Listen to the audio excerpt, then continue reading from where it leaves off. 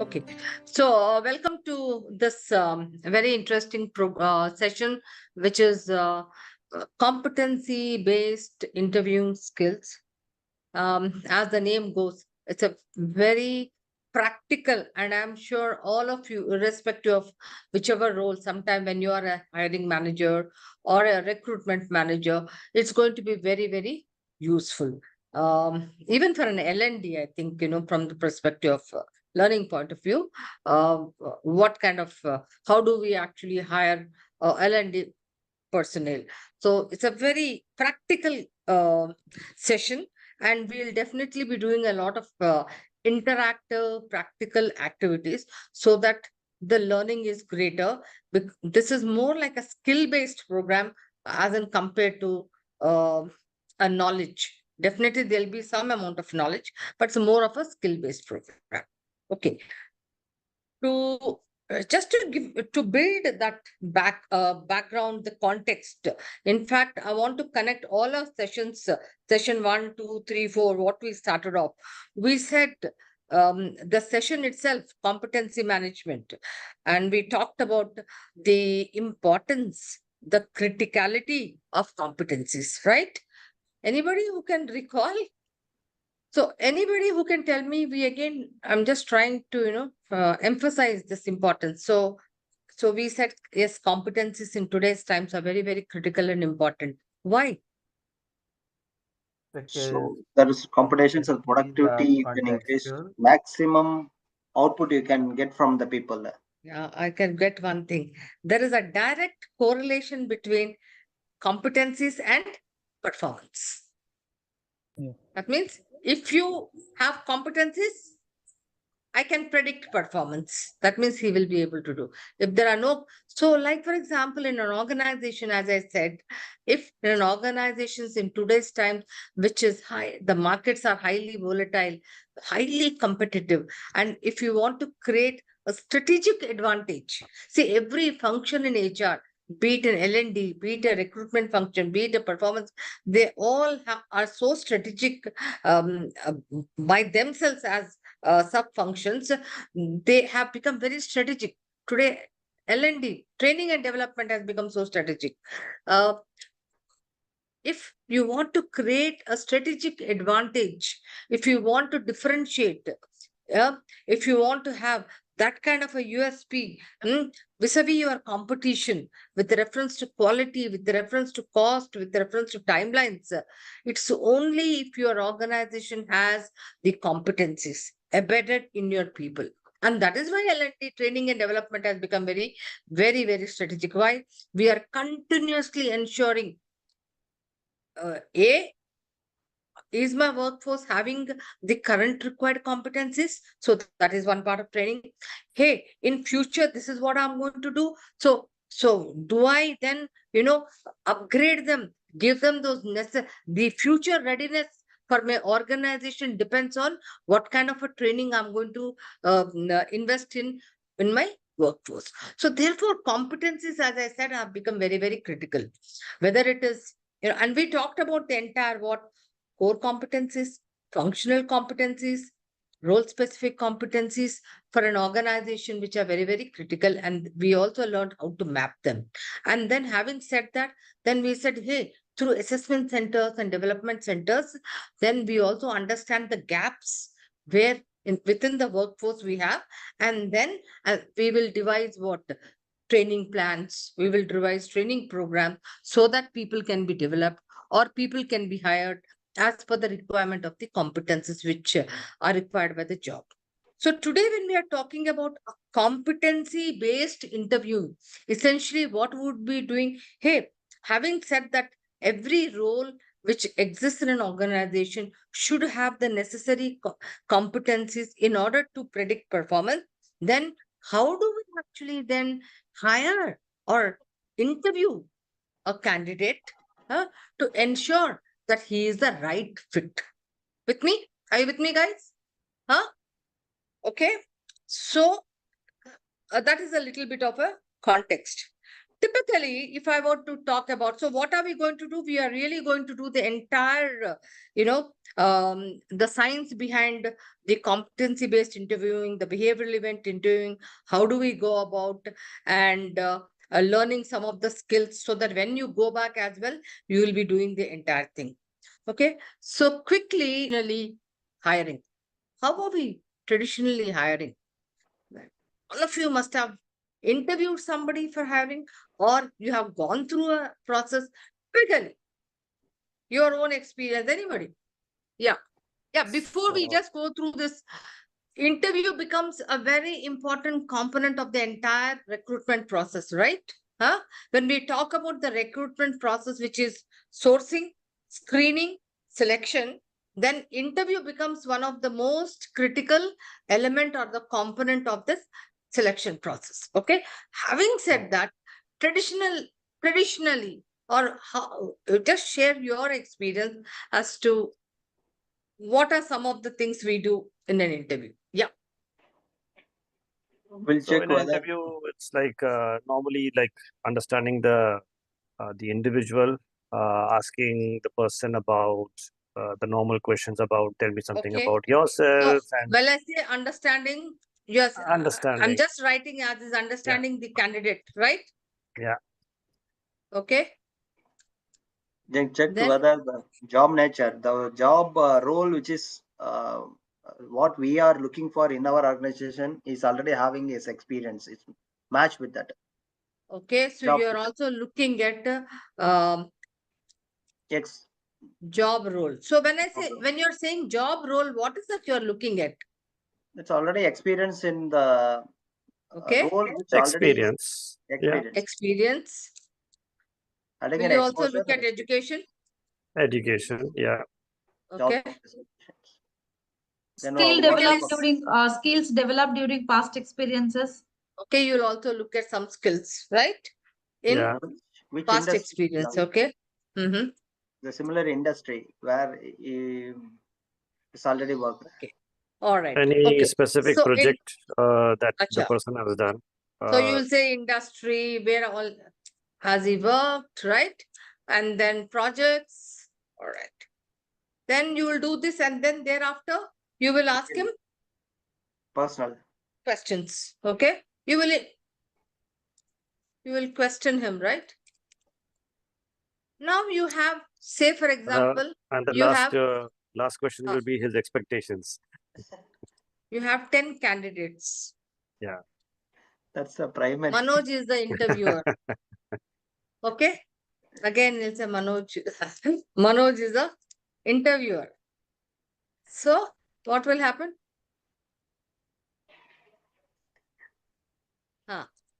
So basically I have to repeat for all the 10 candidates the same thing. So will you have the same kind of so how will you evaluate all the, so they have given you certain responses, etc. So you will, what would be your evaluation method? I think traditionally, if you don't have a benchmark or any kind of a skeleton to follow, then the challenge here is many a times it is the gut feeling, the instinct, how the behavior or how's the body language, how's the dressed up of the interviewer, the interviewee, how the candidate has confidence. I think that if the experience is similar, people will judge the candidate on based on these parameters. Then, if I So don't you have a said one skeleton to nice follow, thing. Do I have some benchmark, right? Yeah. Huh? Past experience. Some structured way. if I don't have this, then everything based on my personal wish, like who I like or biased opinion. So verbal, Who will be non-verbal, huh? who will be better fit for us? Matching whichever. So let me tell you all, and I'm sure even Yogesh will agree that a lot of this selection will depend on whether Manoj likes the candidate or not. Every Yeah. time the candidate will come, and if Manoj likes him, that's a good candidate. Yeah. And if Manoj, it doesn't tally with whether what he knows, conformity, all those, we'll talk about those biases. So the selection is like, a gut feeling. There is so much of bias. And when you recruit or select this kind of a person, now tell me with what, how much conviction can you say that this guy is going to really perform? You don't know. There's a lot of what?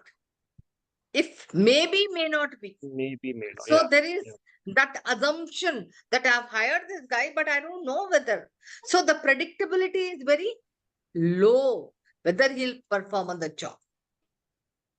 So having said that, again to emphasize, now why do you think suddenly, so therefore predictability has to be high? Now, if considering that you are in such a competitive environment, and if I'm going to hire 10 people and the predictability is only 2 people who will perform, then what will happen to performance? What will happen to all the time you are only doing what? Churning your machine of recruitment, Learning. Yeah. hiring, attrition, training again. But when is your productivity? When will they produce? When will the process mature? So therefore, all the more important that organizations are pulling up their sleeves, are coming up with unique and different kind of methods, ensuring that there is higher predictability. Does it make sense, guys? Does it make Yeah. sense? Saying that, Yeah. yes, what is critical is predictability. And why is it important? Because we are no more in that industrial era where monopoly competition is not there at all. What I sell, you will buy. We are not in that kind of a market at all. So today, because of high competition, if you are not able to provide, somebody else is going to provide the customer at a much lower price, much shorter times, better quality. So therefore, all the more reason that I have a very good, competitive, capable workforce. Okay. So I just thought very important to understand why we were actually why are we using a competency based interviews in today's times? Yeah.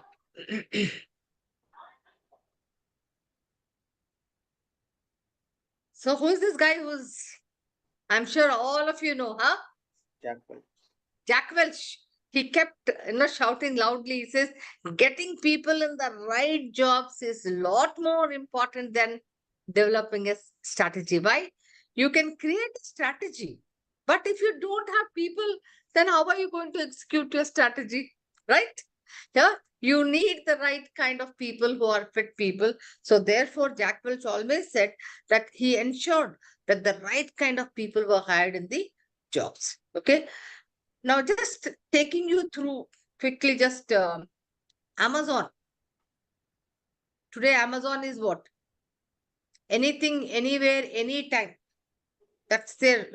You at 12 o'clock, you think of something, it will be delivered in the morning. So for that kind of a thing, you have to have the right kind of people. So if you actually see here, Amazon's hiring process, yeah. See, it has an online assessment, virtual interviews, on-site tests, okay? And then if you notice that the Amazon's interview process is also influenced by their own leadership principles, including they are obsessed with customer, not delight. Delight is gone. They say we are obsessed with customer because customer is a god, and that's how they are growing, right? So candidates are also given all these tests, behavioral tests. So the applicants for engineering roles, obviously, they are assessed, in coding, which is a very, very key functional competency. So that's how Amazon has a high rigor. They use assessment center, they use what? Online tests, both for functional, behavioral, and also motivational. Look at, I'm sure everybody's heard of NVIDIA, right? If you had bought shares long back, you would be actually a millionaire today. Huh? Huh? The AI man. Okay. Now, NVIDIA also, it actually, they give employees problems, the hardest problems, so that they can actually solve them. And then again, they have two main sections: aptitude test, technical tests. Okay. You could have a one-on discussion round, panel interview, small part as a group of selection process. And the final round focuses on getting to know the candidate by asking questions about their personal life. Why? Because they want to know, what is their motivation level, trait level, etc. Again, they are very, very particular about, they assess the cultural fit. Okay. Look at Infosys also. Infosys, in fact, they started in 2016 something called a compass, where they said, internally also people can actually upgrade themselves, get into a lot of, what is it? With respect to their knowledge, skills, etc., whatever skills they need to, so that they could be promoted and they could also get into other roles. And their typical recruitment process, what does it have?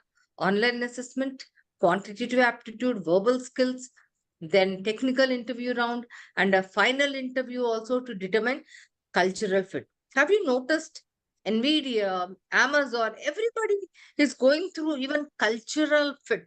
Today, in most of the organization, cultural fit is becoming very important. And when I said cultural fit, what does it mean? Like, for example, Amazon says we are customer obsession. So, but for me, in my delivery, I'm not even bothered about customer. Then how can they deliver? So therefore, depending on whatever their values are, they want to ensure that the kind of people they hire, should match with their culture. Again, IBM, they also have what? Face-to-face interviews, initial evaluation. They go through again a lot of these skill-based hiring, behavioral tests. So they also have a high rigor in terms of hiring their candidates. So we talked about this traditional hiring process, okay? So quickly take a minute. Take a minute and just write down, just give me some 3 reasons for, in most of the organizations you have witnessed, why does bad recruitment happen? This one, just write down, it will take just a minute also. Why does, 3 reasons why does bad recruitment happen? Any 3 reasons?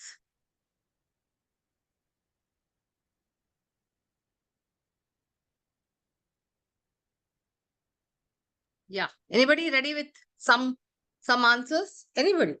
Deepshika, since you've Yes, been ma'am. in that role. Yeah. Yeah. One, I found that this sometimes hiring manager does not select a candidate because to keep up pay uniformity. My department, maybe they are in the company since 10 years or 12 years.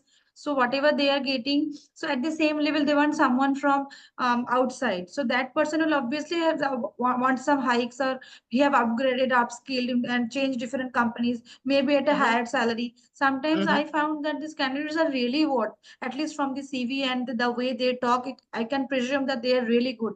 But as because they want to keep a pay uniformity, they don't hire people who are already on the higher budget. Okay, so you're saying that because they are on a higher salary, Yeah. so sometimes the hiring man, I mean, at least They don't the want to disturb the organization doesn't want to hire them because of extra costs.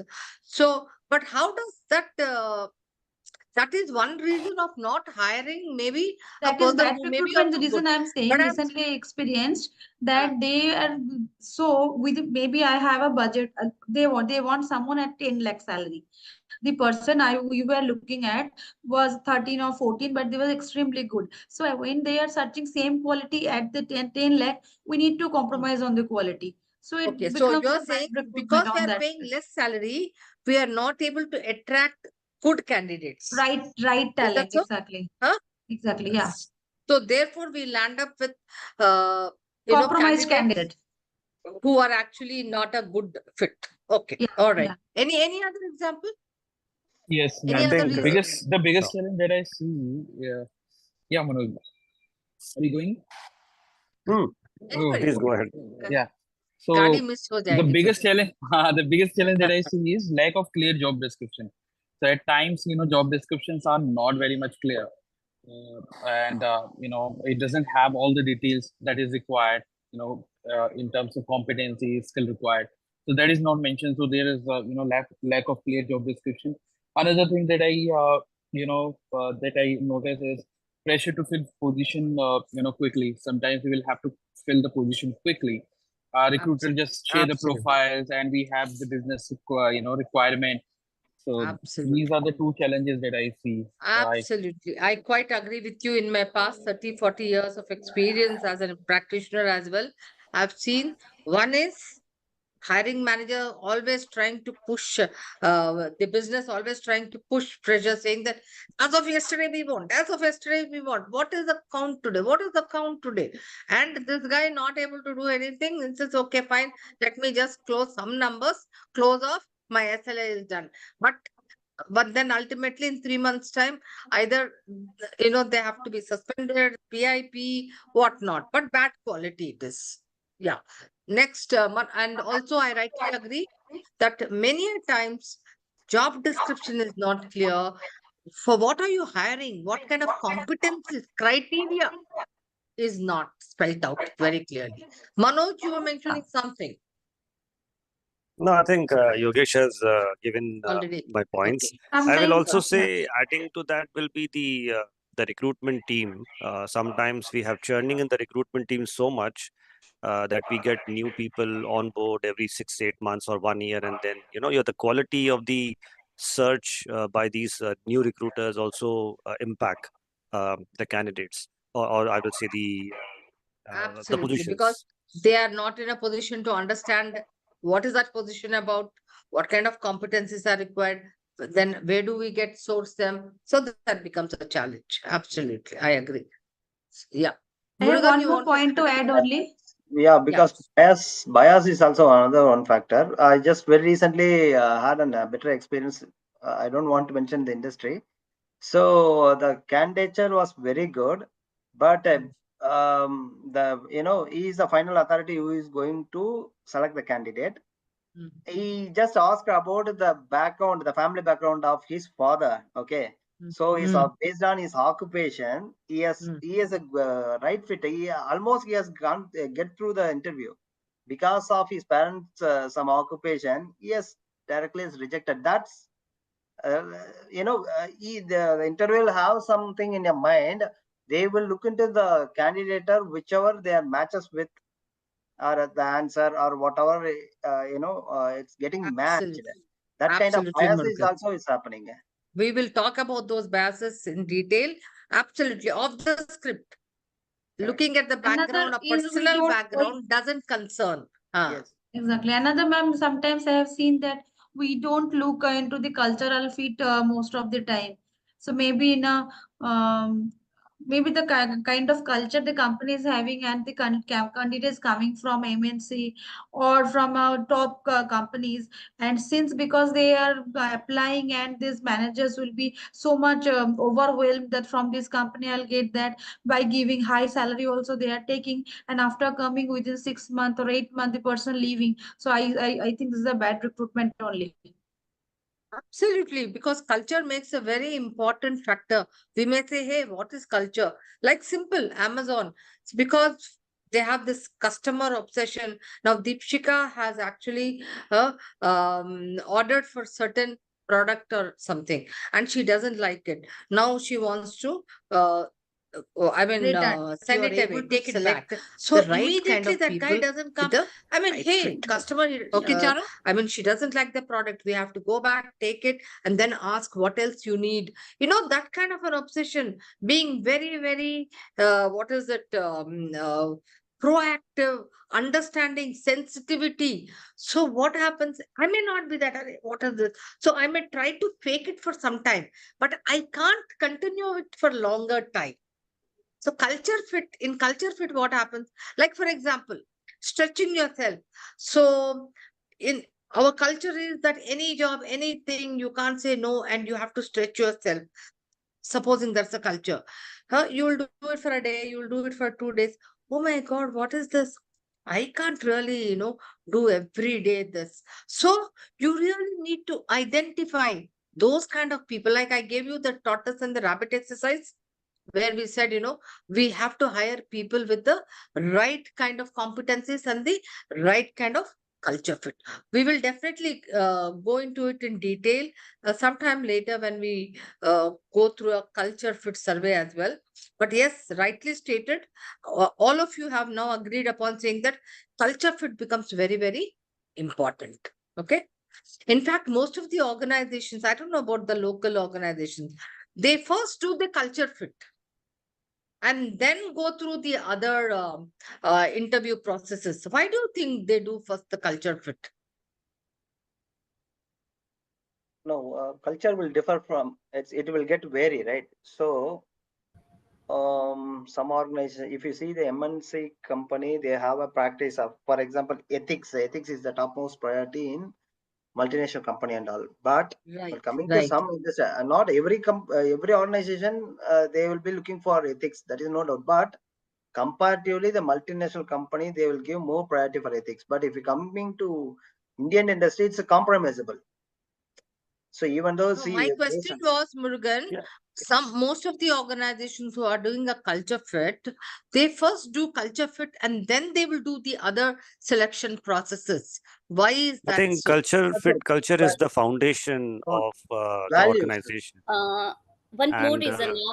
Yeah, values. Ma'am. Very close, very close, very close. So I'll tell you the here. thing is that job, when there is like in our process, we first find out the person is culture fit or job fit. So job fit is where if there is a gap, you can teach and make them learn those skills and all, right?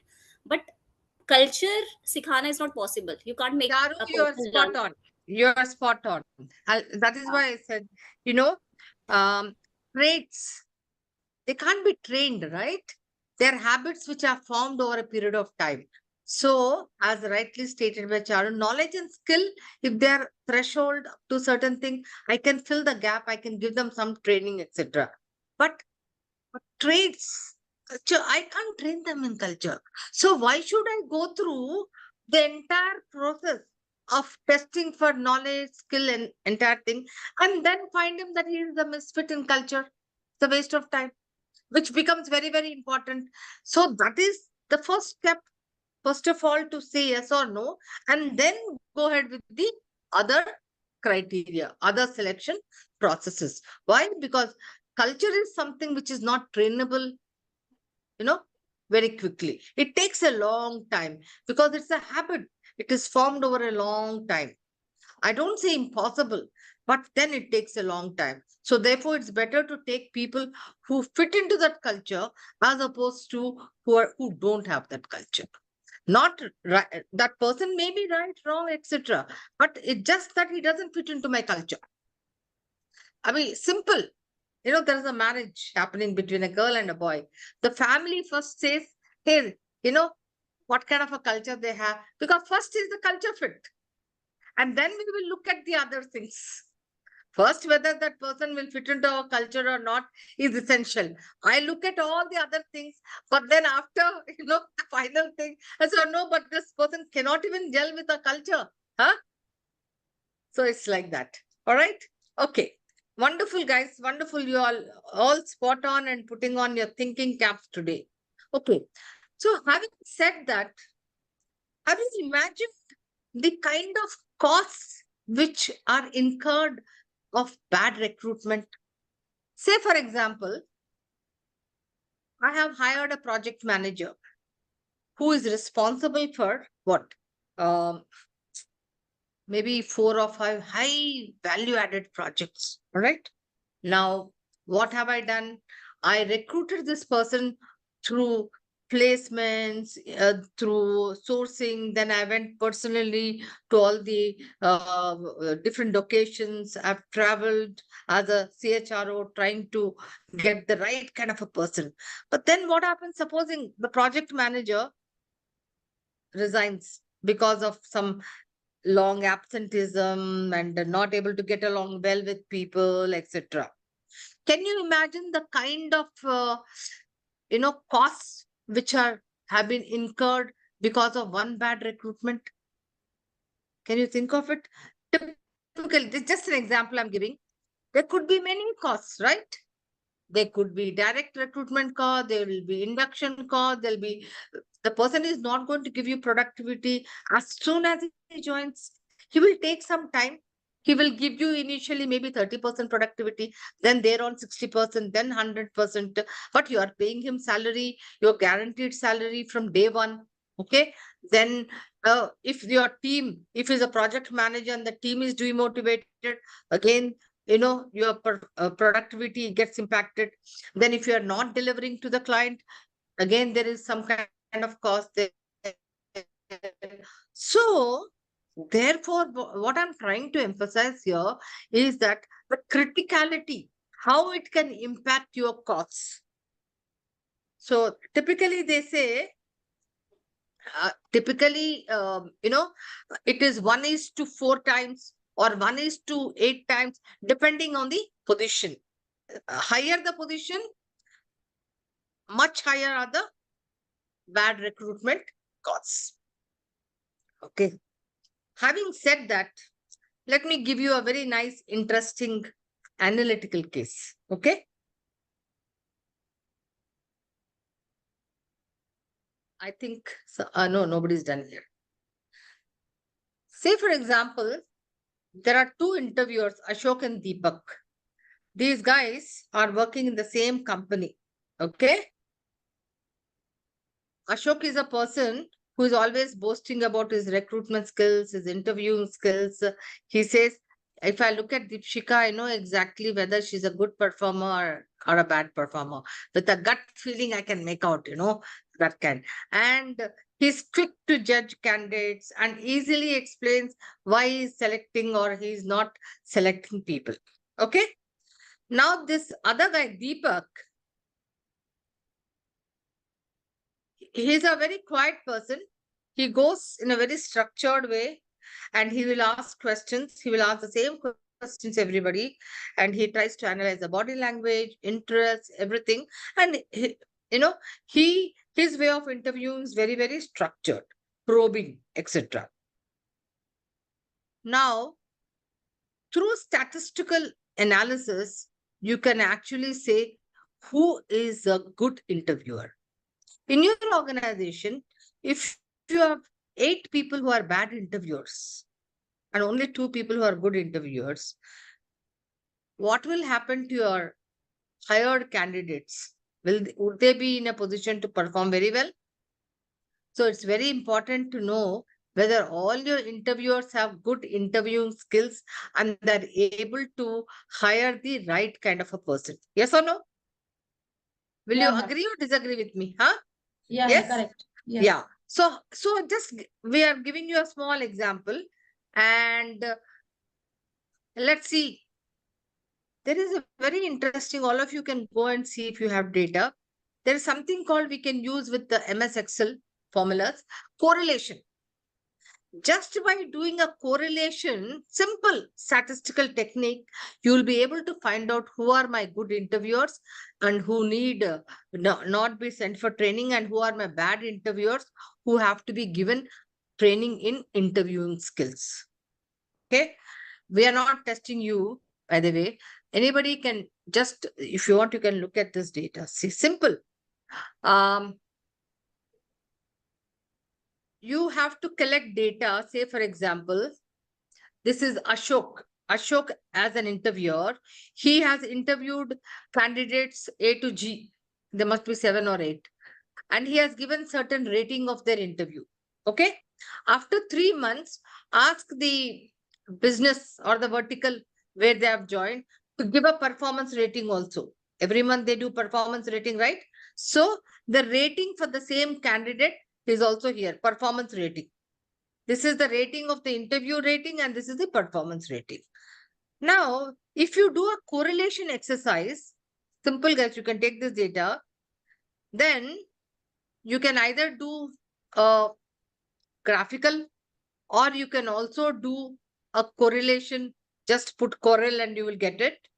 You will see, can you see this graph like this? That means there is no correlation between the rating of the interviewer with the performance rating. Got it? That means he's not a good interviewer. Are you with me? He is not a good interviewer. But look at the other guy, Deepak. This is the rating given by Deepak when he interviewed these candidates. And this is their performance rating of these candidates, which remains the same. Okay. Now, if you do a correlation exercise, you will see that this scatter graph, which is called also the trend line, showing that there is a correlation between interview rating and performance rating. That means higher the interview rating, there is a correlation between the rating of the interviewer and the performance rating. So between the two, if you see this graph, here is the bad interviewer who needs training, and this guy is a good interviewer. What I would always recommend for all of you is, it will take a minute, short, put this on Excel and I will just tell you how to do it. Okay, clear it up. You go to formula, up. If you go see, if you can go to the bar, insert function, yeah, go, click on that, insert function, excellent. Now do Corel.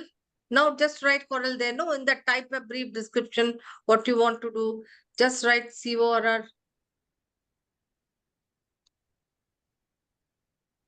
Just write and click, say, go. No, you have to say okay. After doing Corel, then say okay, go. No, it's not COREL. showing. Just search COREL. COREL. Yeah, and then from here, in the drop down, select all. Now, No. In fact, you can also look at statistical, then it will give you. Yeah. Okay, this one. Yeah. Okay. Now say okay. Array 1. You can take any array. Just drag. No. Default. Okay. Array 2. E4 2. Right. Okay. Yeah, say okay. So what is it? 0.64. So 0.64. So it is a good score. That means, anything which is above 0.5 is a good correlation. Now, quickly, one second. I'll give you a draft. Now, what you do is, both D and D, just highlight the data. Drag the data, both of them. Bring closer. Just drag the data and do a scatter graph. You know what you need to do? Yeah. No, don't have to do ABCD. Okay. Just the data. Okay. Now go to chart, insert, go to chart. Yeah. Chart. No. Another one. Okay. You can do this as well. Because scatter graph. Okay. Click on any blue position. Click on that. No. Click on one position to get a trend line. Okay. Click on that. Then right click. Then just do a trend line. You know how to do a trend line? Yeah. Add a trend line. Have you seen the graph? So what does it show? There is correlation. That means this person who is, he's a good interviewer. I'll quickly show you the data for that bad interviewer and do it on your own. Okay. If somebody wants to do, they can also do it on the screen. Just now I want you to do it on your own. Okay. I'll just show you the other data. Done? So this is for the good interview. Yeah. Because that graph was showing the other way, right? Yeah. Let me see the other data. See? You do this data without me telling now. Calculate correlation as well as a graph. Manoj, It's have you very seen? good. And what is the value here? Correlation? Then I want to explain one thing. 0.11, I guess. 0.11. Yeah, Manoj. Okay. Will, So value for no, that. no, Okay. Manoj, you have to use that formula. Insert function. In fact, instead of going all through, if you just write Corel also, it will come off. Equals to Corel is that we can do. Equals to Corel. Yeah. If you just insert SIBO, try it. It always helps. SIBO or RL, and then say go. No. You have to insert and go. CORREL. Sir, even at the cell only, you need to do equals to CORREL and then array Yeah, one, array two. he got it. Sometimes it takes a minute. Yeah.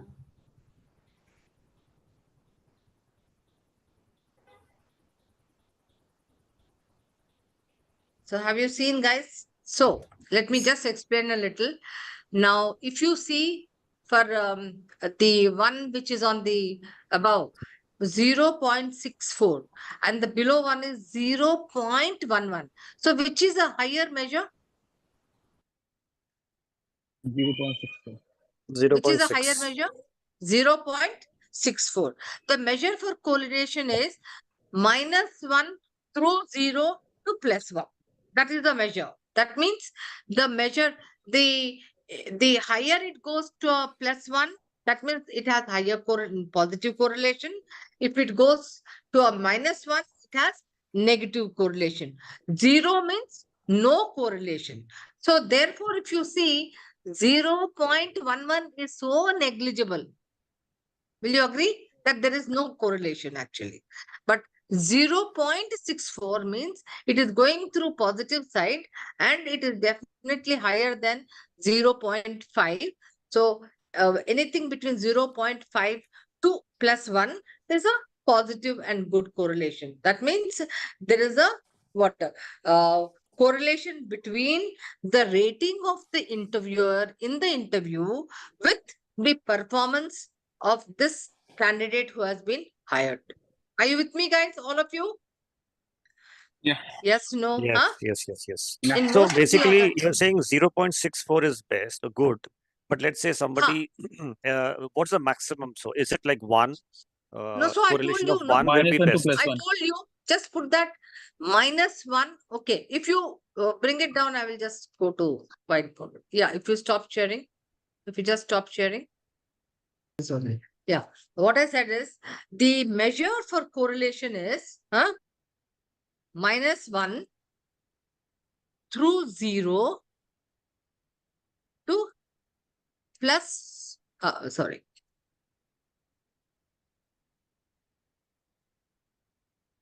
+1. Okay. The correlation measure is what? -1, 0 to +1. That means what? Let me just use a line. Okay.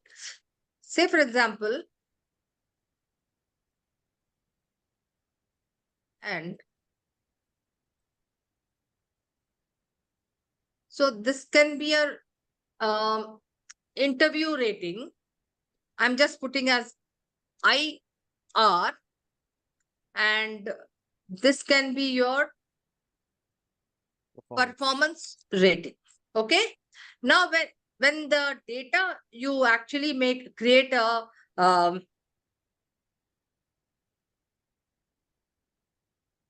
if your graph is going up, what does it show? That means when performance interview rating is going up, your performance is also going up. Right. Okay. So when is the perfect correlation? When it is +1. +1. Yeah. But you can also have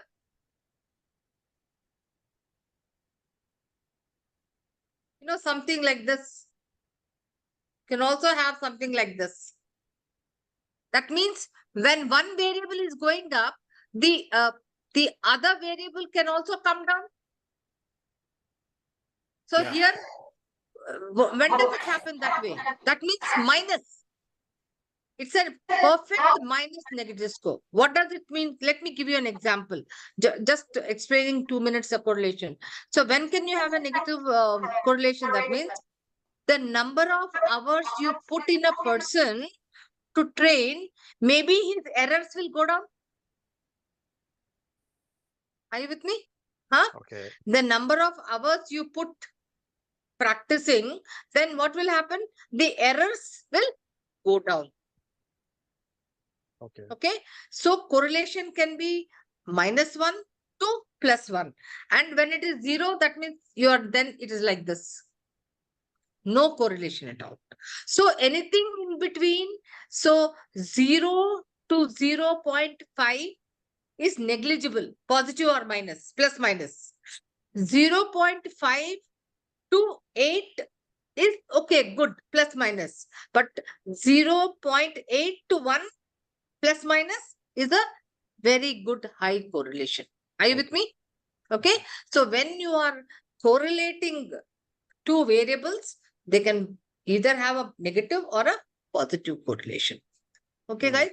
So in this case, when I'm saying, hey, if he's a good interviewer, that means his ratings with the interviewer should correlate with the performance ratings. What does it mean? Lower the rating he has given, that means lower the performance rating, higher the rating. But in the other guy's case, there was no correlation. So that also, when you use statistics with the data, it will throw up who are your good interviewers and who are your bad interviewers. So obviously they will be needed to be given interviewer training. Okay.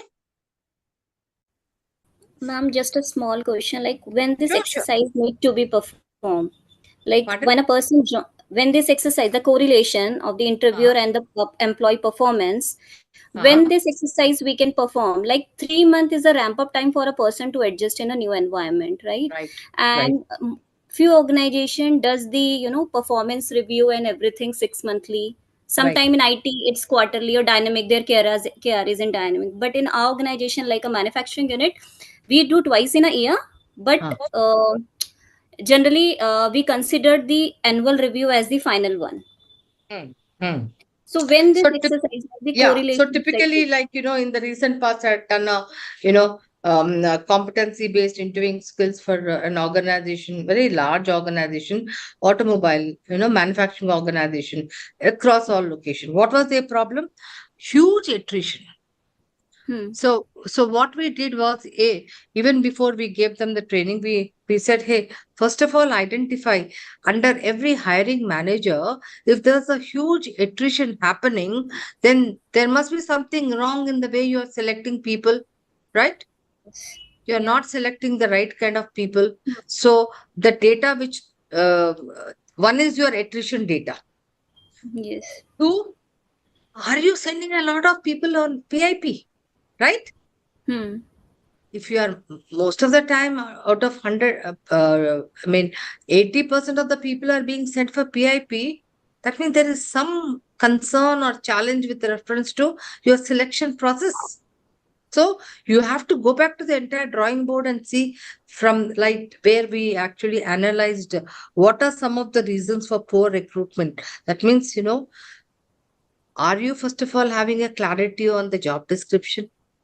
Two, then are you posting the right kind of a criteria onto the website or giving it to the sourcing partner or etc. Right? Then after that, are you then actually interviewing? So you need to actually start looking at the entire process. And then we realized in this organization that in spite of right postings, good resumes, they were not able to hire the interviewers. There was a huge gap in terms of interviewing. People were not really good at interviewing. There were many biases. Lot of people definitely wanted to recruit, old mindset, old school of thought, conformity means what I say is right. Has he actually responded in the way which I think is right?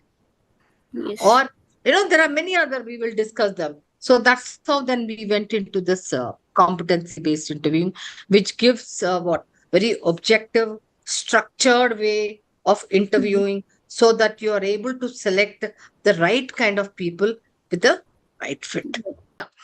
So therefore, what do we say? Competency-based interviewing gives you a real focus on establishing the right fit. Okay. So when we talk about competency-based interviewing, what does it mean? It is a very systematic process where we are looking at what are the kind of competencies required, and then we will start formulating all our questions based on the competencies required. So it will be a very standardized structure, which whether we are interviewing 5 candidates, 10 candidates, 20, all the candidates will be asked the same questions. We will also create a interview rubric. I don't know if you heard of this word called interview rubric. Huh? Interesting. Today, you all play with rubric? Huh? So a rubric is nothing but, a template which I will show you, where we use a rubric so that, let me just see.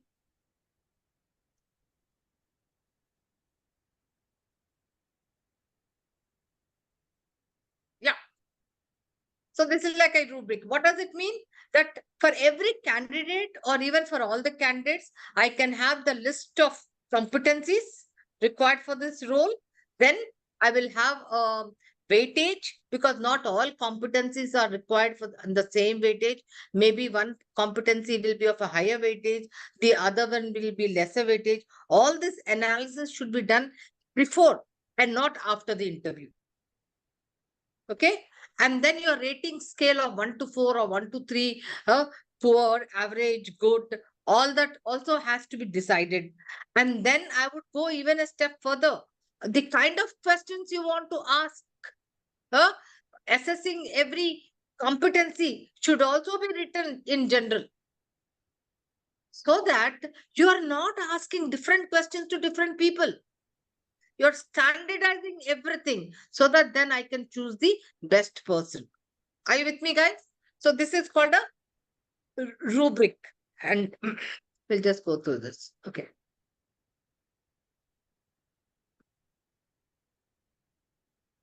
Yeah. So when we talk about competency-based interviewing, so what comes into play? The competencies come into play. So then, what kind of questions will I ask, and what proficiency level I need them?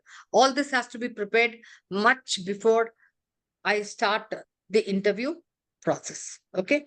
Now, when I'm asking questions, I'll just take 5 more minutes and then I'll break. We can break, guys. Sorry. Huh? Say, for example, so we use a very interesting technique called, what is that? A star method. What is that? When we are questioning, we are using a method called star method. What is the star method? It is a behavioral event interviewing approach. That means S is situation. I want this person to tell me, hey, situation. T is task, A is action, and R is result. So, say for example, I want to ask something about interpersonal skill is a competency, right? So, I will ask my candidate saying that, can you tell me a situation where it was very challenging, you were working on a project and where it was very challenging and you had to deal with a lot of interpersonal skills. So the person will respond not by saying, yes, I was very good. I finished the project and the results were excellent and I had great interpersonal skills. But does it tell you something about his interpersonal skills? Nothing, because there is no action there. So you have to find out, please tell us a situation where you had to deal with your team members or with individuals. What was the difficulty? What was the kind of a thing? And how did you go about? Right? So if I use a star approach, so he must tell you a situation. or what was the task about, then what all he did, how did he go about, start asking him, and then what was the result. I'm going to write down, take notes of everything, and then say, hey, what kind of action did he demonstrate? Then in my level of proficiency, what I have written, is it at generally describing 1 or 2 or 3? Then I will round that particular behavior. Now, even when I ask Yogesh and he'll give me something, again, I have a scale where I'm able to anchor his behavior onto that, whatever I have. So what does it mean now? That I'm not showing any bias.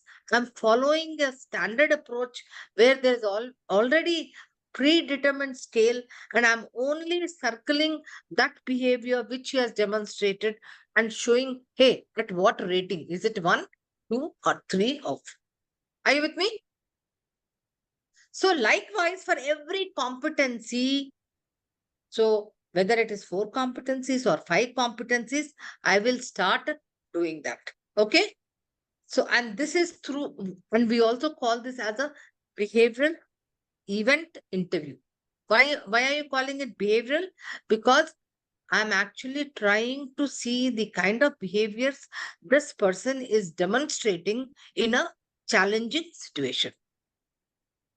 Not just an ordinary situation, critical situation. And for all you HR people, this is not a new method. It was already there long back. Flagnanan actually invented this, and he said it is critical incident method. Now, in that incident method, we are only capturing the situation. But then McClelland went further. He was the father of this BEI. And he said, hey, let us also capture the behaviors of this critical incident. Okay? I had a question, I guess. Yeah, ma'am, one quick question, because in behavioral event interview and this competency-based interview, Yeah. so it looks like same, because in competency-based interview we are also doing the behavioral interview where we are giving Right. the task, a I wanted to situation. clarify that. Yeah, absolutely. So, behavioral event interview are in our daily life, they are interchangeable, like competence and competency. They're interchangeable. But having said that, but they are not the same thing. Let me tell you. Competency based interview means Yogesh is going to be hired for a compensation manager. Then what I will say, I will list down those 4 or 5 competencies, key competencies which are required for the job. So which will incorporate, going by the iceberg model, there could be functional competencies, there will be behavioral competencies, there can be motivational competencies.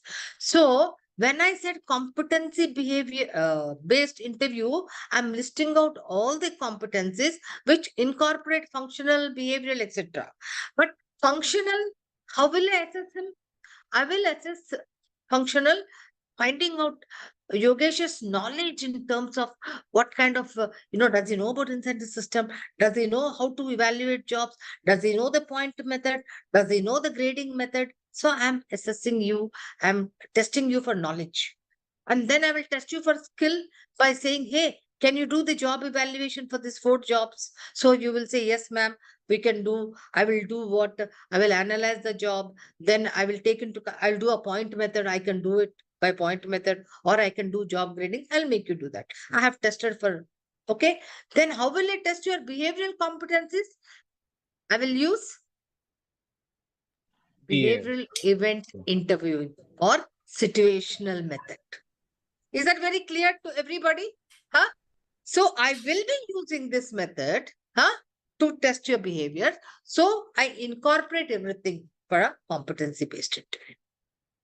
This is a broader, and this becomes only focused into, because as the name suggests, behavioral event. That means I'm making you describe or find out those events, critical events, okay, especially behavioral competencies, which will give me an insight into your behavior. Say, for example, problem solving. Say, for example, conflict handling. Say, for example, negotiation. Got it? Are you all on the same page? Huh? Okay. You can start. Okay. So just to reiterate where so when we talked about competency-based interviewing, it has higher rate of predictability because questions are based clearly on job-related competencies. It is not based on gut feeling or very subjective, based on an individual's feeling. Okay, clearly based on what are the competencies required if I'm hiring for a recruitment manager. Yes, then we will look into the analysis. Then we'll look into job description, identify the key competencies required, and clearly we will be assessing based on those. All candidates will be asked the same questions. Not that A will be asked some set of questions, B will be asked another set of questions, C will be asked another set of questions. If you recall, typically in a traditional interview, because they do not prepare for an interview, they don't even look at a JD. They feel that by the very look of a person, he is able to judge, like Deepak or Ashok. So there is no time for preparation. There's no time for common set of questions to be asked. In a traditional interview, the predictability is very, very low. Interviewers take detailed notes. It is not that I can remember everything. I'm interviewing Deepshika and I'm not taking any notes. So after, say, maybe tomorrow, after couple of days, when I have to sit and then decide whether I should be, how will I be assessing without notes? So it's very, very important. They create a column where you have to take a lot of notes for every question you have asked. All responses have to be evaluated. That's very important. Not only you ask a set of questions, now how will you evaluate? Do you have a standardized format? Do you have a rating criteria? Do you have prepared a scale? So all responses evaluated using the same rating scale and the standard. So when I say a rating scale, what? So you have to predetermine them. Okay, these are the 4 competencies. For a recruitment manager, adaptability is a very key competency. Now, what is adaptability? I will define. And then if you recall, in the last session, you have created levels of proficiency bars 1, 2, 3, where you are able to anchor behavior. If this is what is required for a role, then his response after hearing it, I'm able to put it or circle it around that particular behavior which he has demonstrated. So it becomes much easier. So there is a structured way of approaching the entire thing, and therefore the predictability will be high, and the result will be hiring a good and a high performer. So the validity, reliability is very high when you use a competency-based interviewing. So when we use a competency-based interviewing to evaluate situations, we use a technique called the behavioral event interviewing, which is also called BEI, which had been pioneered by McClelland, who invented the competencies, who also pioneered the competency method. So when I say behavioral event interviewing, what McClelland said, the father of competency movement, why is it very important? There is some kind of a basic philosophy behind it. He says past behavior predicts future behavior. This is the fundamental principle behind BEI. Why do I want to know what Murugan did when he was solving a critical problem in his factory? Why do I want to know? Because McClelland says past behavior predicts future behavior. What does it mean? That means if you have been successful, consistent in demonstrating your particular behavior of problem solving or negotiation skills required by the job in couple of situations, that means you have the competency to demonstrate the same behavior even in future. But if you have not demonstrated at all, then there is no predictability of you demonstrating it in future. like for example, I will ask a question to Deepshika. Where do you want to see yourself in 5 years? What will Deepshika say? She can also tell, I want to see myself in your chair, ma'am. That also she can say, no? Huh? Yeah. Supposing a guy, marketing guy has gone to a CEO, he'll say, I want to see myself in your position. Huh? Okay. Correct. Or they will say, hey, questions which are very, very hypothetical. You know what is hypothetical? That means what? What is hypothetical? That is not is not real. Futuristic. You don't know Yeah. real. Yeah. So I will also answer suiting. My response will be suitable to the way you have questions. I'll ask, hey Yogesh, are you a great team player? What will Yogesh say? Manoj, just tell me what will he say? I'm not He will asking Yogesh. say, I'm I'm a asking great, Manoj. he's a great team. I am a great team player. I did a lot of things about. So, He will say, of I'm a course, great team player. Will he mm, say, ma'am, I'm not a good team player? I will suit my response to your question. Hey, can you work on time? Are you punctual? Can you come regularly? Yes, ma'am. I am very, very. He may be actually a person who's all the time being absenteeism, never comes to office on time, late comer. Huh? But will he say that I'm a late comer? He won't say. He will say, no, ma'am, I will be on time. How do I know? So there is a great book. I don't have a e-copy, but I'll send it. But all of you must read this book, Spencer and Spencer, Competency at Work, and Boyatis. So he says, obviously, people will suit yourself to the questions. Nobody will say that I'm not good at this. So what is the result when I ask such hypothetical questions? Let us look at it in a, here it is that I'm selecting a person so that he is able to perform better. But I'm asking you a list of hypothetical questions. So tomorrow when he is on the job, he may actually not be the person what he said so. Then what will be happening to his performance? He won't be the right fit. He may not perform. So therefore, he says that, hey, but so the predictability is very less. So therefore, if I ask something related to a past situation, then I'm able to at least predict, yes, consistently he has, demonstrated this behavior. Now, if you are punctual, that means punctuality, irregularity is a competence which is there with you. It is not that, if you recall, I was telling you one definition of Spencer and Spencer about competency. Anybody recalls? I don't know, but I'll just tell you.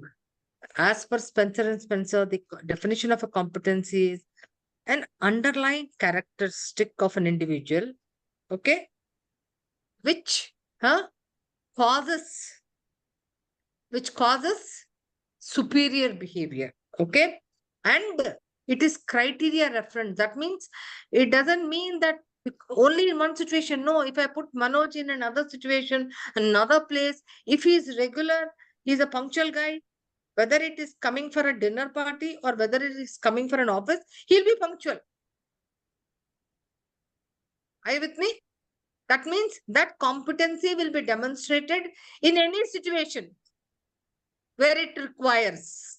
It doesn't mean that only in a job situation, work situation, I'll be there.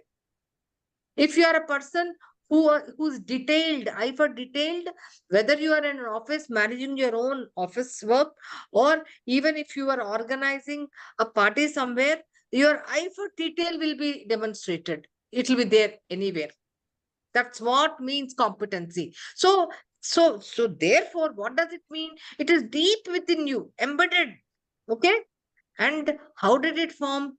It has formed over a period of time, due to habit formation, etc. So it is not something it can be demonstrated overnight. So that is something which you have to test. So here what we say is that past behavior predicts future behavior. Therefore, I have to ask him situations. You may say, ma'am, he may fake. What is the guarantee? What is the guarantee? I can create nice situations. But let me tell you, that's where interviewers have to be trained in interviewing. Why? It is not that in one situation. So you're asking him couple of situations and you're observing, taking notes. Has he consistently demonstrated? And then you also have to be a psychologist to observe his verbal, non-verbal behavior, body language, everything. Now, when you are asking him, okay, and then what happened? And then what happened? Okay, then how did you handle that? What did you do next? And watch him carefully. Not that you are listening to a story or a video and you are seeing somewhere. You have to watch his expressions. Then you will be able to make out whether he is faking. How much can he fake? Look at him and you will be able to make out. You can't fake a lot. Your non-verbal behavior comes out. So that is why you are asking him whether he is demonstrating in a consistent manner. And you have to watch his expressions. So interviewers have to be assessed not only in just hearing, but also observing their body language. Are you with me now, guys? Okay, past. So like, for example, simple thing. Murugan, he say maybe for an industrial relations manager's job, he is being interviewed. I need to understand, hey, now, in an IR job, wage settlements are very, very critical. Yes or no, Murugan? Now, what are wage settlements? That means it deals with a lot of negotiation, understanding the workers, understanding, of course, that knowledge of all the wages in terms of what are the competitors paying, etc., etc. I have to be one above them to look at all. I have to get market data, everything. Have to be ready. And when you are doing a negotiation, it is a competency. It is not just a knowledge, right? Because it involves a lot of behavior. Now, I have to ask him, okay, how many wage settlements did you do? Can you take me through one wage settlement? What happened? How did it go about? How many days? What were the challenges? If I take you through, how much can you fake? Huh? You can't fake. So you may fake for some time, so you are asking consistently, for some more situations. So that guy gets exhausted. You can make out his body language. Okay. Yeah. So that's why he's saying not everything can be faked. Okay. Today, though they say yes, you can fake, but I will say if you are a very good interviewer, you will be able to make out. Right. So when you're doing this, what are you going to do? Competencies, then structured interviews, and then for behavioral stuff, you're taking all those behavioral competencies. What are they important? Now, you don't look at a laundry list of 10 to 15. You have to go by the 80-20 principle that every role, the key competencies will not be more than 5 or 6. You can't keep assessing for 10, 15. The key 80-20 principle, key competencies, what are they? Okay. Now, so I said the same thing. Past behavior predicts future behavior. And I talked about STAR technique because in a moment I want you all to try that. Around a critical incident, not some incident, critical incident. Okay. Now, and when you are actually doing a STAR technique, you also have to keep probing because maybe that person doesn't tell you something, but you want more data. Okay, then tell me more. Then what did you do? So then pause for a minute. Acha, then what did you do? How did you feel? You have to find out more and more. More the data, you are able to analyze more. Okay. Now, I just want to show you, this is a LinkedIn survey where they have found that whenever they have, the hiring managers have interviewed typically for these competencies, adaptability, cultural fit, collaboration, these competencies were being assessed by all the hiring managers. Collaboration, 97%, very important. Why do you think now this collaboration is becoming really very, very key in today's times, and most of the organizations are checking for collaboration? Why? As a team, every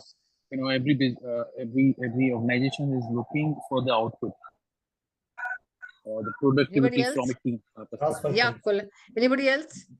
most of the project will be on cross-functional activities. Absolutely, you said. Today we are not even working in a physical location. Today we are in a matrix kind of an organization. Forget about, we are also after COVID, things have changed so much. We are in a virtual space, right? So your input, my output goes as a critical input to someone else, right? And that person is not able to do unless and until my input, my output is received by him. So what is happening is we're all working in matrix kind of structures with larger teams. Have you noticed team culture? Teams. Today we're all working in teams, cross-functional teams, same functional team. So therefore, interdependency has increased a lot. Interdependency. That means, your input, I'm dependent on your input to get through mine. So what becomes, it becomes an impediment or obstruction. I can't go further because I have not got input from you. But then is it okay to say, hey, I have not done my work because he didn't give me the his bit? So how do you get along? How do you collaborate? So that is becoming important. So in fact, I didn't show you one of the organizations, they have a very interesting assessment to test collaboration. So what they do is they put a real team. So they have to work with the team. And then once they have achieved their objective, then again they'll put into another team to show that, hey, continuously you need to collaborate with people to ensure that the larger goal is achieved. So are you only thinking of your bit, your small goal, or are you looking at the larger goal? Today in organizations, if you are only looking at, you see, I finished my bit, I finished my work, I finished my goal, is not sufficient. You need to have the line of sight. That means the larger goal, because your contribution is very critical. Interdependency is there. So the line of sight is also becoming very, very important. Yeah. Then we are also assessing people for, as per the survey, leadership, growth potential, prioritization. These are becoming very, very key. Why growth potential? People are looking at growth potential also. For future leadership. See, you don't want, it is not something like you bought a laptop and then, this is now, hey, I have to either buy a new laptop with the higher RAM and higher things, or, because every time you hire people at higher levels, what happens to you? There's a cost, cost factor. You increase your cost. So there is something called buy or build model. What is buy or build model? Buy means take from outside, or build means train your existing team. Grow your own talent. No? Yeah. So typically large organizations like Infosys, Microsoft, even Google, you will notice that they will take large number of people, entry-level people. And they will try to grow their own talent because they will want to create, not only it is a cost to get all the time people from outside, but culture, to build a culture. You want to grow people from within. But if I'm taking people from outside all the time at a mid-level, higher level, then where is the growth factor for people who are internal? So what happens is organizations follow buy, build, mixed model. So you will see that typically organizations don't hire at senior levels from outside. They would give opportunities internally, right? They will ensure that there is a leadership pipeline.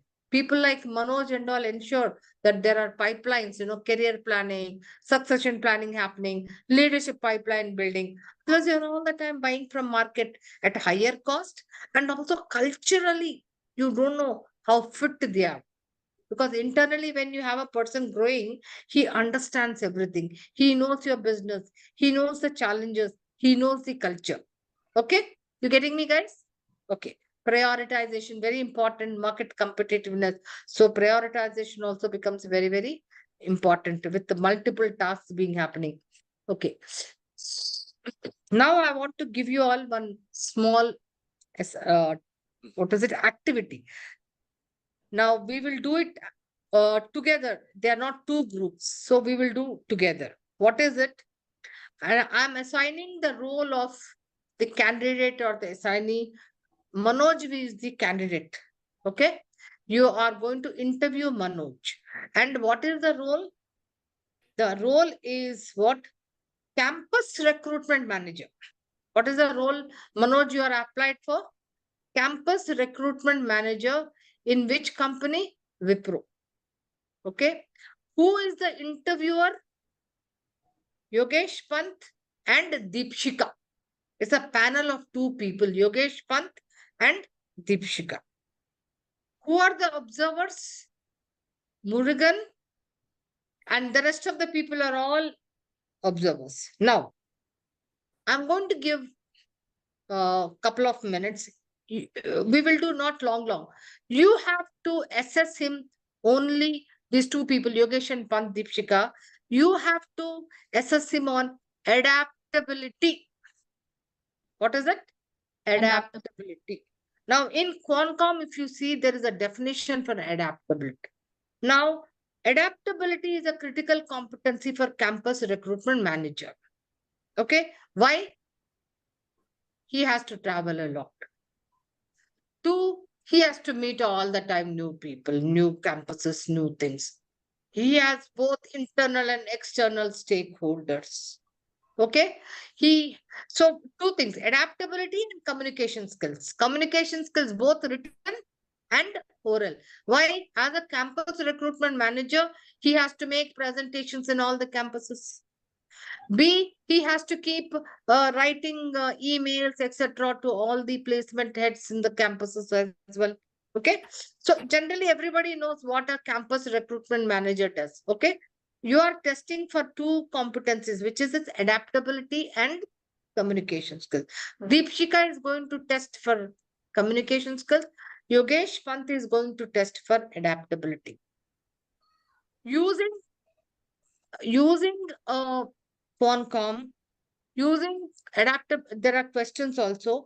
Please create a predetermined criteria. Rating scale is 1 to 3 only. 1, 2, and 3. Write down your few questions also. And pass it on to observers also. So that they can also then observe Manoj's responses and circle them, whether he is on 1, 2, or 3. Through a BEI, situational, what? Behavioral interviewing. You have to use a behavioral event interviewing. Assess him for adaptability and communication. Simple. Only two competencies. And I want Manoj, not that he has nothing to do. He also, I'm giving him over before itself. He also has to prepare himself for these two competencies. It's going to be a situational interview. So you just in your mind think you can superimpose your own L&D role and how you do that. You can create some situations. Okay. Now we are going to analyze only two, and please rating scale 1 to 3. All observer and interviewers take 5 minutes or even 6 minutes. I don't. All right. So the way we will have now is the observers are going. Have you created your own rating scale of 1 to 3, Yogesh? Yes. With the behaviors, Deepshika, done. And have you passed it on to Murugan and the rest of the observers, Rahul and Charu? Charu, do you have it? No. Yeah. Can you just WhatsApp to them so that they can observe, and then all of you are on the same, standardized format, so that you don't give your We did individual not define opinions. 1, 2, 3 parameters, ma'am. You have We not discussed defined on 1, 2, the 3. questions. No. Okay, at least on a rating scale of poor, average, expert, or basic, Yeah. advanced, expert, I want the observers to typically round off the behavior. Okay, Murugan? Yes. All right. Let us see then how. Okay. Now, here is Manoj. Okay. We will skip the formalities of, interview, making him comfortable, etc. The initial, those courtesies. and we will shoot at him saying that, hey, this job, which is, as you know, is a campus recruitment manager, and one of the competencies required is adaptability. Now you can ask a question. I hope you all use the Qualcomm for your help. Yeah. Who is the first person to test for adaptability? Should I? Deepshika. Deepshika. Yeah. I will also make a note of. Yeah. Hi, Manoj. Manoj, can you give us an example where you have got a candidate who is not fitting into the 100% criteria, but you like the candidate from body language and from other perspective. You like the candidate, and how did you convince the hiring manager to value? Ma'am, what happened? I don't, so that, I don't want you all to waste your time. You started the question, give us an example. Okay. Now, that means you're also saying, can you repeat? Give us an example. Of a situation where a candidate is not meeting all the parameters, but as an interviewer, he got from like he liked the candidature, and how he convinced the hiring manager and So you have communicate the already potential. put in too many. So if he has not gone through something like that, then he has to tell you, concoct something hypothetical situation. So you are testing for adaptability. Keep it a little more broad. I'm testing for communication, ma'am. Achha, you are setting for communication. Okay. But Yeah. keep it a little broad. So let your question be a little broad. So your introductory question to test is also a little broad. What does it mean broad? Open-ended. Let him come out with some situations. Then take one situation and probe further. Are you with me? Okay. Yeah. So I'm shooting another question. Yeah. Lot of no. What if that situation is not there? Okay. Right. So another question that can you describe me a situation like a crisis situation you have faced, and how you have saved the companies from being the face loss of the company? You have saved the company, and you maintained the reputation of your organization as well. So any situation pertaining to that?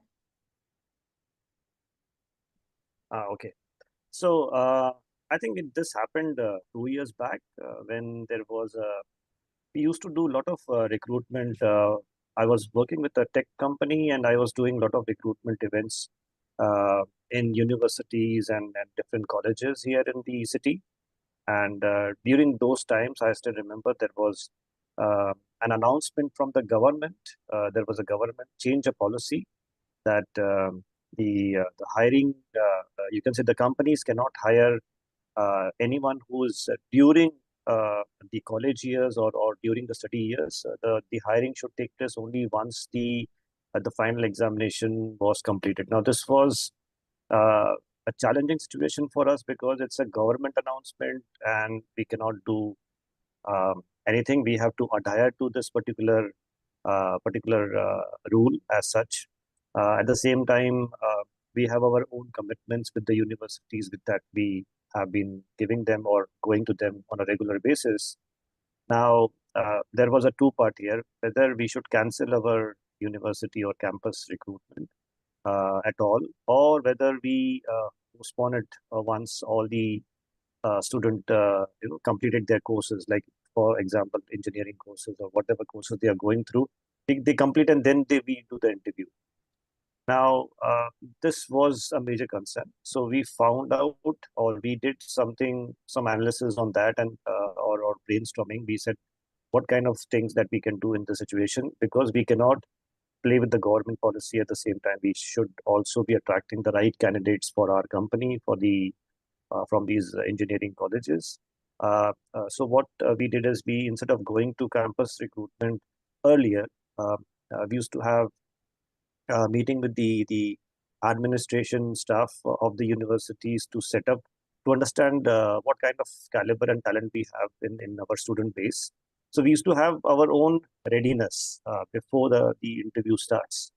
And once the course is completed in 4 years, then we used to go back and do the recruitment, or you can say the interviews or the entire process of interviewing used to start once they complete the courses. This way we have our own time to understand what caliber we have at the same time in terms of how much scoring they are doing, and etc. etc. Plus, after completion of courses, we can go and straight away know to whom to speak and what to expect. Now, just hear him out. Yeah. Now, you were assessing for which competency? Communication. Communication skills. Look So I at think it was Manoj. both adaptability and communication, both, I think. Okay, whatever. So sometimes what happens, everything comes out even in one situation. So Yeah. you'll also ask for two say. But have you noticed, have you observed carefully and written down action words of his?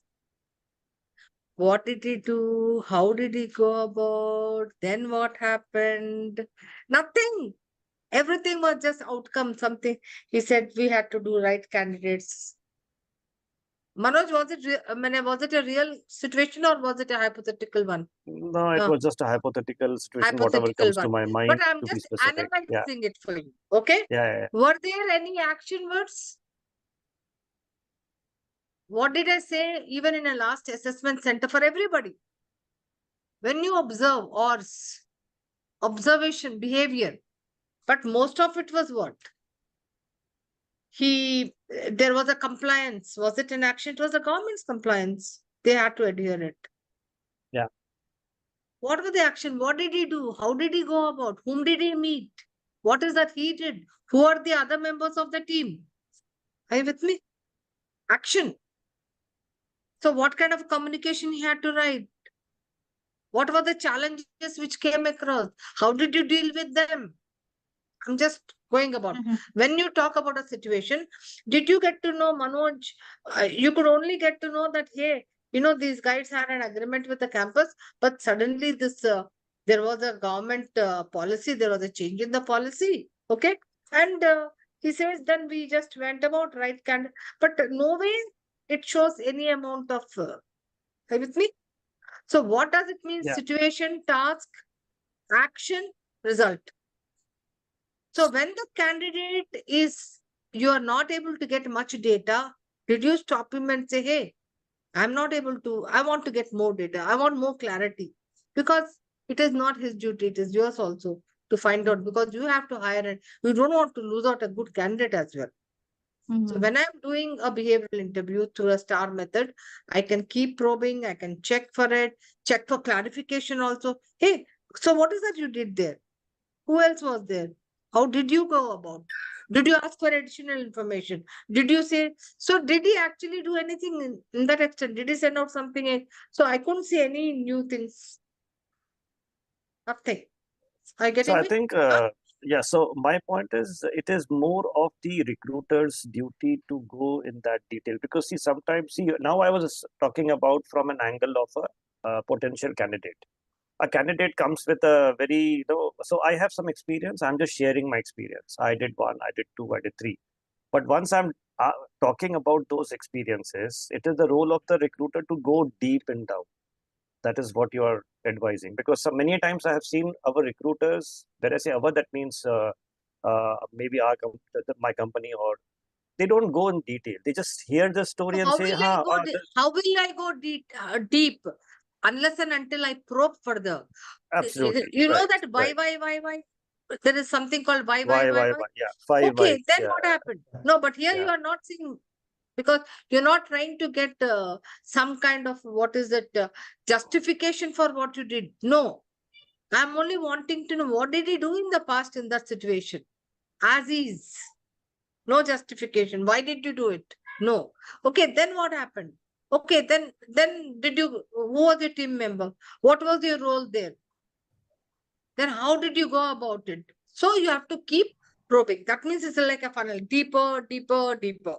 Only then you will get more information as to what happened. Okay, then what happened in the end? Then how did it impact the organization? You also want to see the impact. Did it impact in a big way? Success, failure, what happened? Okay, let us see Yogesh now. I hope all the other observers are getting what I'm trying to say when we are analyzing a situation. Okay? Yeah.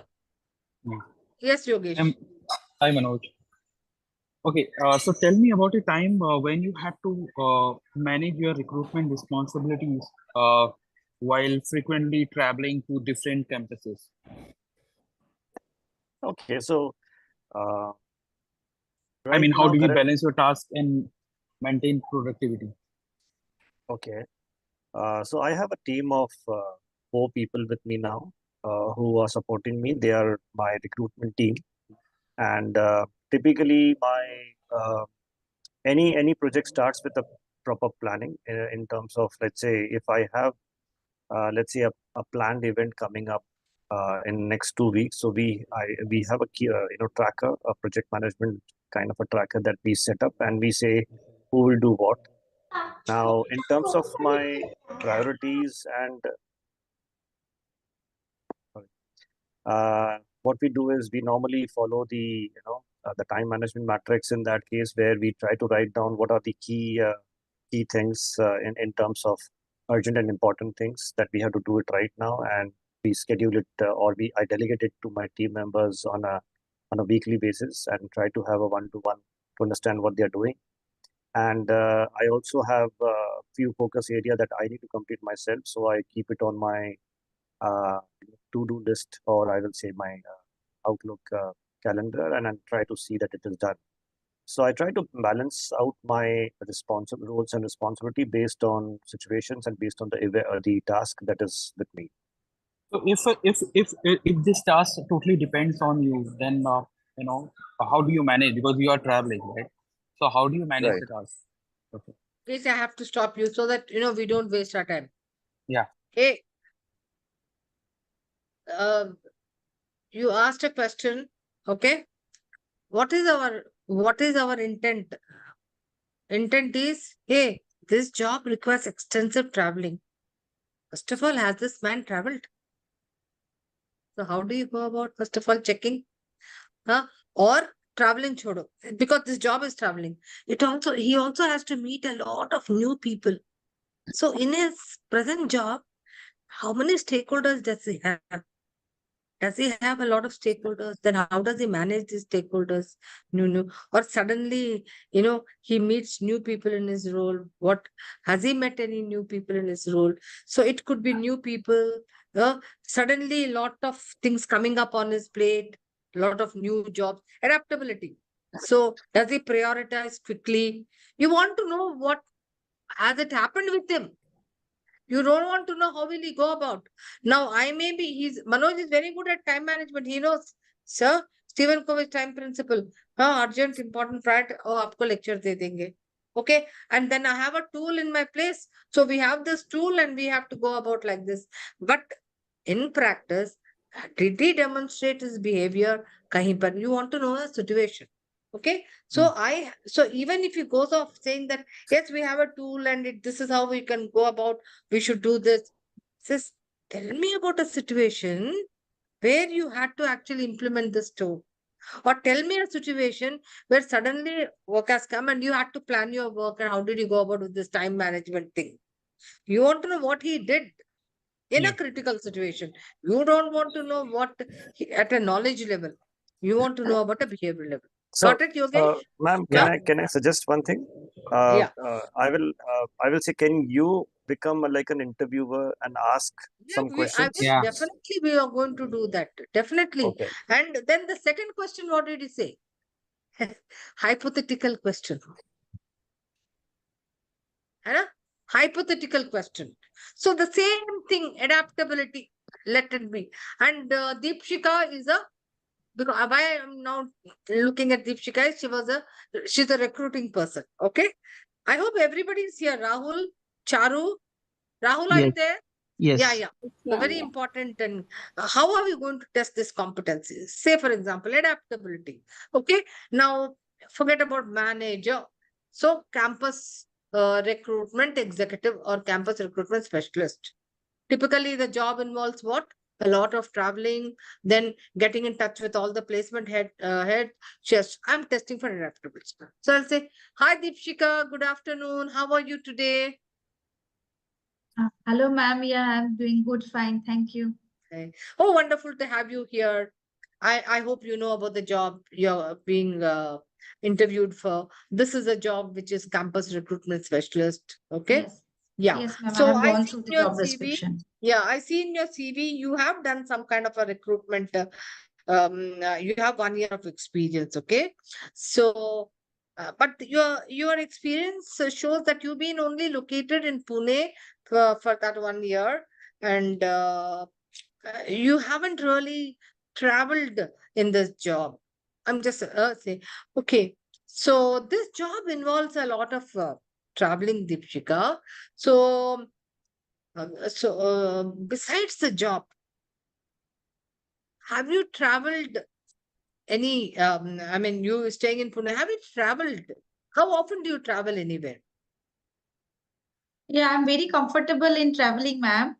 So in this job, I did not get this opportunity. My senior colleague, they were traveling while they were giving me giving me training, proper training. Before I got trained, they did not allow me to go out. That's why I'm not traveling, but I'm very open to travel.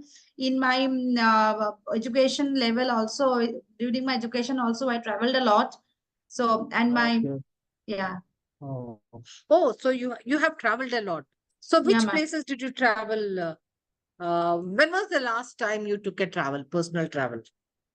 Yeah, just 2 months back only, I traveled with my family for a family function.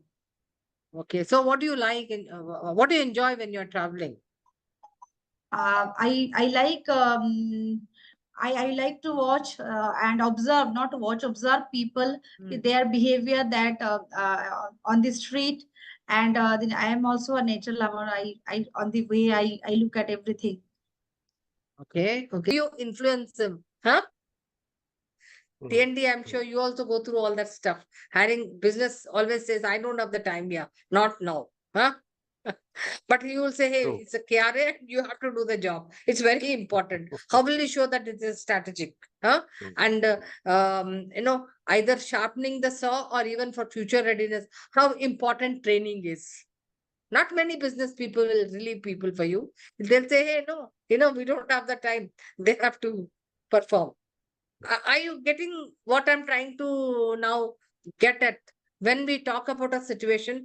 Because we are wired that way as interviewers, or when we talk, that we go off into the hypothetical mode. Tell me if Right. this is like this. What, Murugan? Are you right? Hypothetical mode. But don't get into a hypothetical mode. You actually look at him and get into what are some of the things he did, and then let me take a dip into them. So that means you have to look at his CV very well, look at his experience very well, and then pick out and see in his experience what has he done. So typically, when we do this behavioral event interviewing and a competency base, we typically put that as, hey, we'll ask for some of the achievements. Can you tell us some of the things you did, you feel achieved? Okay, this is all right. Oh, okay. Then you have got a broad statement, right? That's okay. Tell me, I'm very interested in this. How did you go about? What is that you did? What is the situation? Can you explain the situation? What happened? Who are the team? You want to know who are the other members of the team. Then many people tend to say, we did this, but I want to know what What was you your did. role in it? You make it a pause. Because we does not say that whether Murugan did it. Definitely. We. Huh? We went about like this. Hey, yeah. So, but what was your role?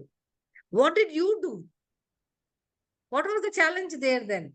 Who gave you cooperation? Then how did you go about if you are not getting cooperation there? So it is nothing but getting into detailing. How can we do that? Probe, probe, probe. Okay. Let me just stay with everything. For example, some of the questions. Describe a situation when which, if I want to check adaptability, a new system, process. Say, for example, you want to get into you are having some kind of a platform. You want to shift into a new platform, change management, adaptability, right? So how will you see? How did it happen? Was he able to adapt himself to new technology? How did you do? What were the challenges?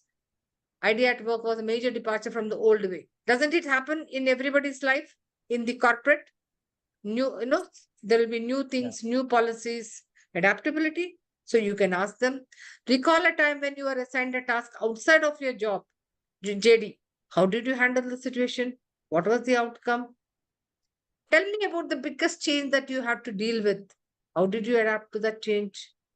Tell me about a time when you had to adjust your colleagues' working style in order to complete a project or achieve your objectives. Because everybody has their own way of thinking.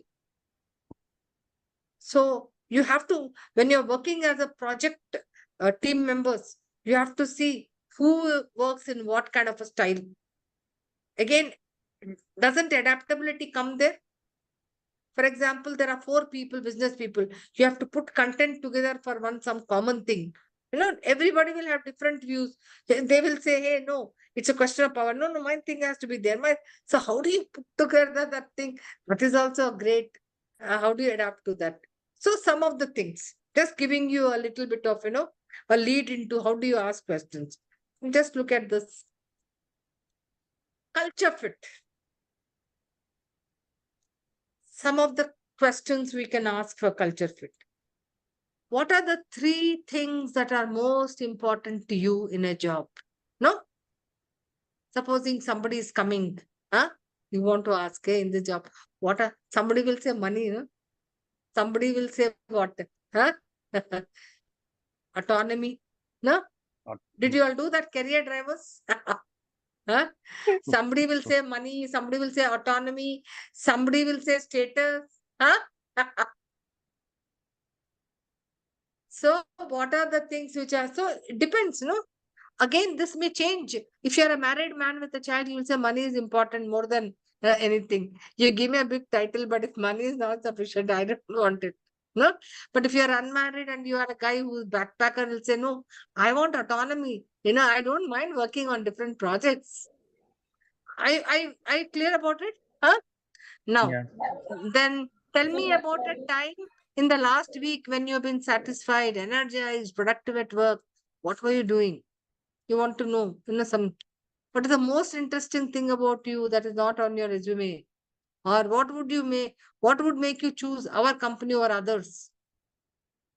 What is the biggest misconception your co-workers have about you?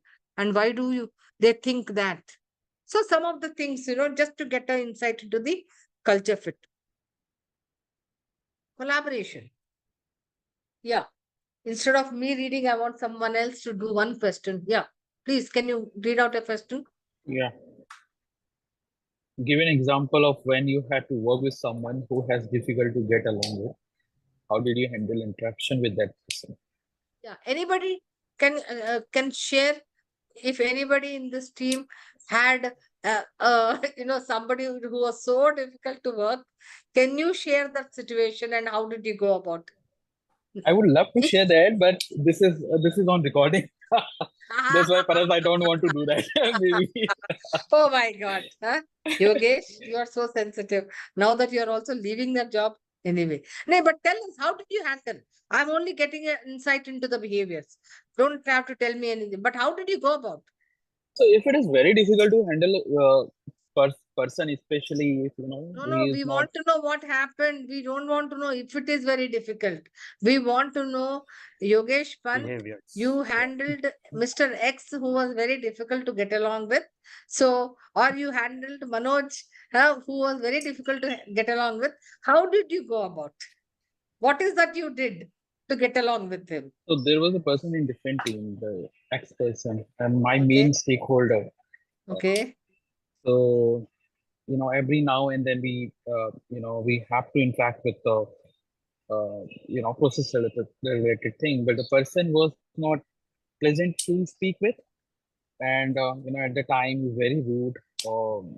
never answer the query that we ask.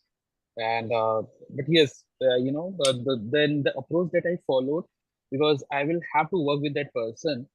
So what I did, I, rather than interacting through email or anything else, what I did first, just go to them, ask those queries. How is it, how we can do that?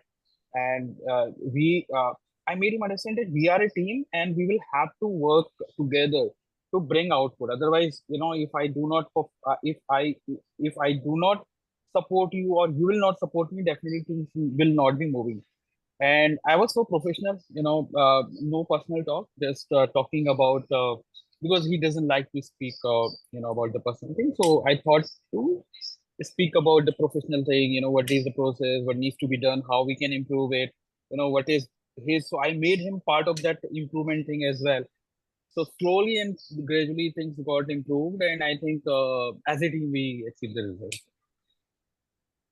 So here is it, an insight for everybody. So Yogesh, he tried to create a kind of, he broke the ice. He established, by doing various things, he established what the most important thing, trust.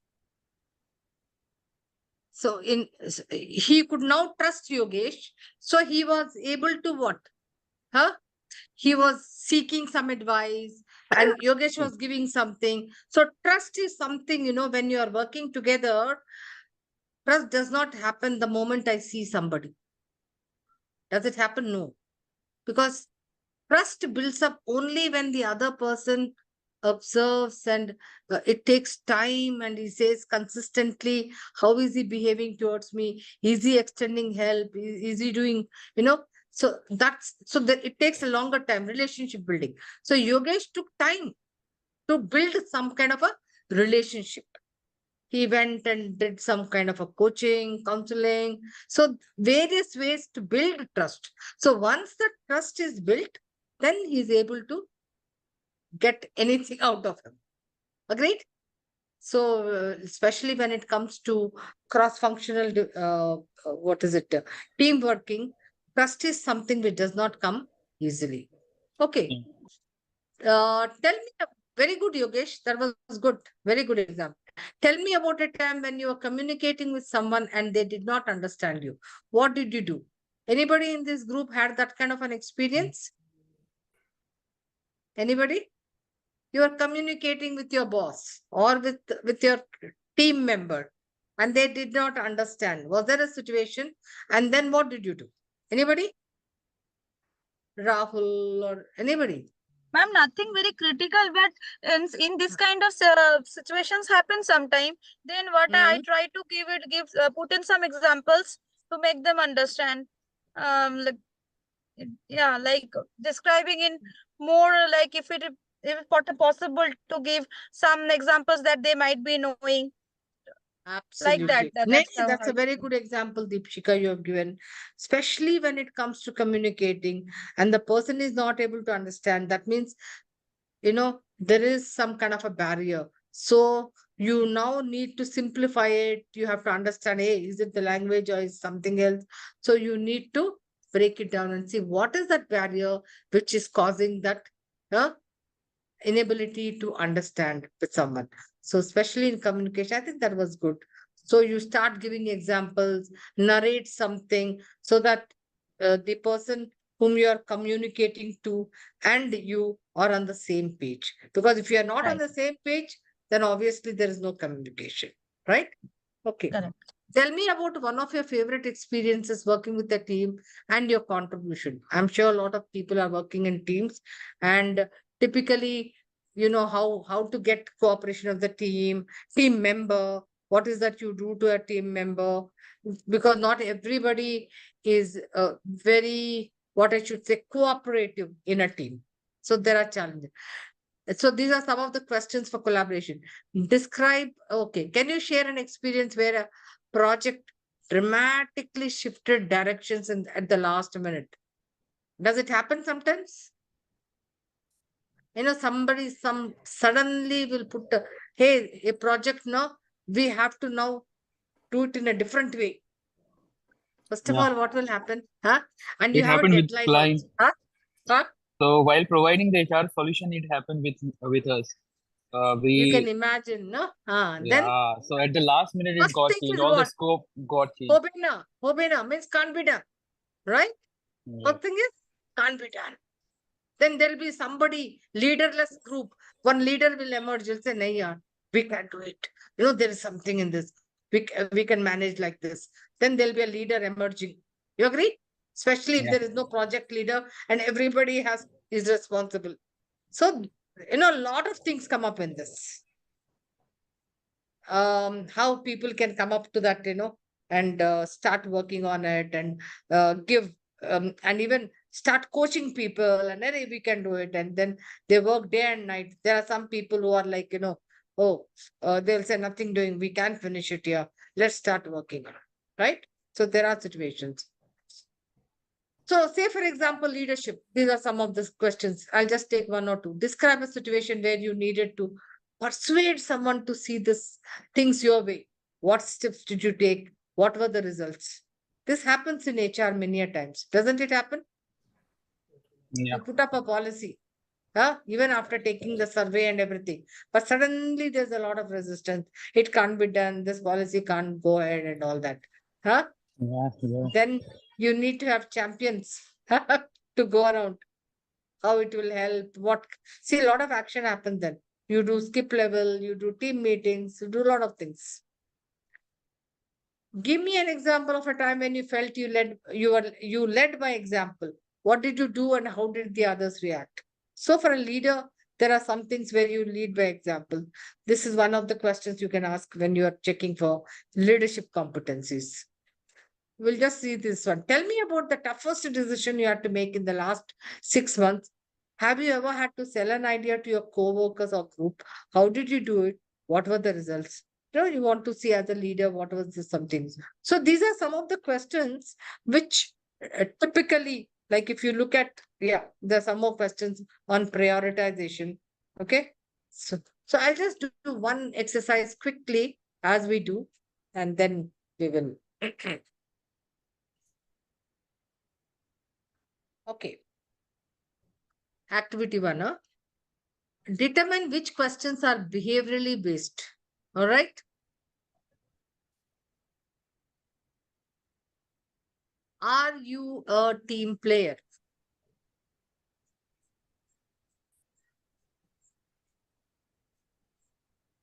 Yes, I'm a team player. No, Will anything no, come this up? is no. But look at the other question. Tell me about a time when you are in charge of a task or a project. Describe your leadership style. It is behavioral, right? You're asking him to narrate what happened, right? What interests or concerns do you have about the position or about working here at Moody? Is it a behavioral question? No. That's just concerns. It's not a behavioral question. What was the greatest challenge in a particular leadership role you have had? Is it a behavioral question? Yes. Yes. Challenge, Yes. greatest challenge. Yes. I'm reading out so that you know what is a behavioral question, what is not. What idea have you developed and implemented that was particularly creative or innovative? Is it a behavioral question? Yes, Yes. no. Yes. Yeah. Yes. No. What characteristic do you think are important for this position? Behavioral or not behavioral? Not No. at all. Not at all. You are stop on. We'll just do one more, guys. Only one more. Convert questions so that they are behaviorally based. Are you a team player? Can you convert this question? To describe a situation where you collaborate with the team and Situation Describe. Yeah. Sorry. Tell Yeah, me go about ahead. a time when you had to be a team player and what was your role and how did you go about? No? Tell me about a time. Yeah. Or can you give me a situation where you had to be a team member? What was your role? So you are asking something, some situation about a time. How do you motivate people? Convert this question.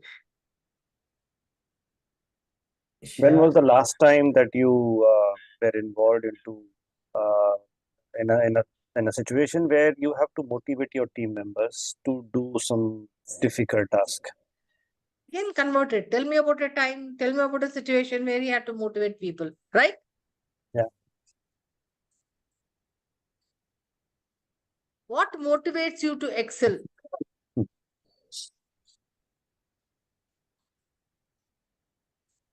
What's your motivation factor, whether it's an intrinsic? So you have to convert them into what is it? Behavioral questions. So you are seeing how a behavioral question is different from, typically when we say, are you a team player? Or can you motivate, etc. Like, for example, see, determine which competencies are assessed with the following questions. Describe a time you worked with a team. Which competency will be assessed? Time Which competencies will be assessed? Time. Obviously, teamwork, no? Huh? Describe a It's a time you worked with a team. So you team. can assess teamwork, you can assess cooperation, you can assess interpersonal, you can assess commitment also. Tell me about a time when you had to motivate a group of people to meet a deadline. Again, deadline is there, motivation. So you have to say it commitment, follow through. So are you seeing in one situation you can have 2 to 3 competences being assessed? Give me an example of a time you had to motivate yourself to get a project done. How did you do this? So again, ambition, Self-management. no? Follow through. Follow through. Ambition and Yeah. follow through. Absolutely. Absolutely. Okay, guys. So what we will do is, so today was just giving you an insight into everything about behavior, everything about situation, how not to be hypothetical. So tomorrow we will really go a little deeper, and I will also get you all templates so that you can actually then see through, and so that you don't have to take chances. So that this will be like you can take back those templates and then work on them. You can clearly differentiate between what is hypothetical, what is a situational behavior, how can I actually ask questions, how can I probe. So we'll do some practical mock interviews and evaluation, which I showed you higher rubric. How do you evaluate? A, you are preparing for interview.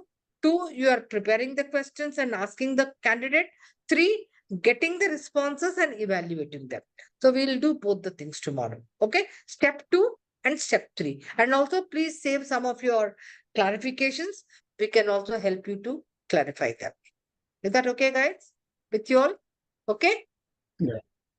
Yes. So I hope Okay. you got some insight today, into translating competencies into behaviors. Okay, with this we'll end this session. Okay. And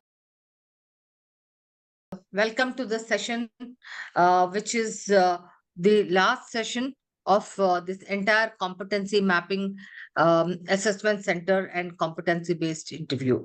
So, okay.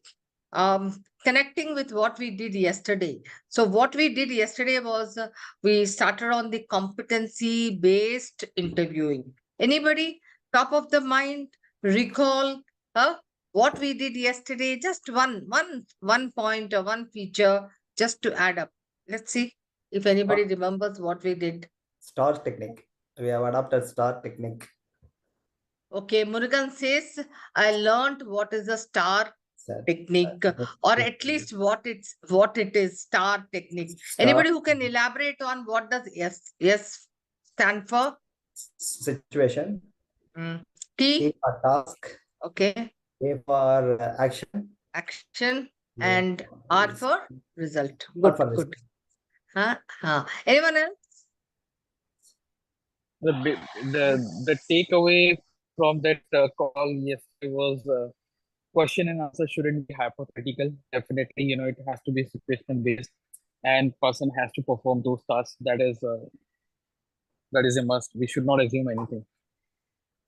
Okay, this is Rahul who is mentioning that when I'm interviewing, the questions should be say structured, standardized, asking the same questions to every participant so that I can create the standardization, and then they should not be different for different participant. Is that so, Rahul? That Yeah? wasn't Huh? that wasn't me. I guess Yogesh or somebody spoke. Yeah, it was. Yeah. Okay. Anyone else? Let's hear some more people. We learned about hiring rubric, which is more about structured interview and ranking them based on competencies. Okay, so someone says hiring rubric. So hiring rubric is the framework. When I say hiring rubric is a framework, we will go a little more in detail today. An evaluation format, which is very, very important, because where you are collating all your responses data into a quantified manner, and then you are taking the total of that um, number, and then assessing with the rest of the participants, and then taking a call as to whom you need to hire, select. We Okay, also learned hiring to rubric. ask Will probing questions. pardon? We also learned to ask probing questions. Probing. We'll do a little more on what this probing is about and how to go about it, which needs a little more practice. Okay, probing. That means how to go deeper into something which I want to know. You definitely want to know the depth of his knowledge, the depth of his, skill, by asking him a situational question, and by asking all these probing questions you get to know. All right, great. Anyone else? Initially, when we are just learning now. So going forward, when we will be taking interviews, how should we start? Should we before the candidate comes from his profile, should we prepare the questions, or how do we prepare ourselves so that we can ask questions based on this BEI? Sure, absolutely. We will be doing that. We will be covering that, Deepshika. Okay. All right, guys. Okay. So today what we will be doing is we will actually be touching upon few things which we did yesterday. All right. And then we will also do a breakout activity, which will actually give you an experience of the start to finish, identifying competencies, identifying the behaviors, then interviewing through the STAR method, and then evaluating. Okay, so that you have an entire end-to-end kind of an experience. All right. So to begin with, I typically said, that what we mean by competency-based interviewing is this is a very, very structured and systematically planned interview. Interview. It is not interrogation. Manoj, is it interrogation? Huh? Do you know the difference between interview and interrogation? Huh? Interview is like you want to know something, and an interrogation is more of a that the person is guilty or have not done something and you are questioning. So from predetermined mind, it is interrogation. Huh? Say if somebody were to, if you are gone for an interview and somebody is wearing that style of interrogation, Murugan, how will you feel? Always with a suspicious mind.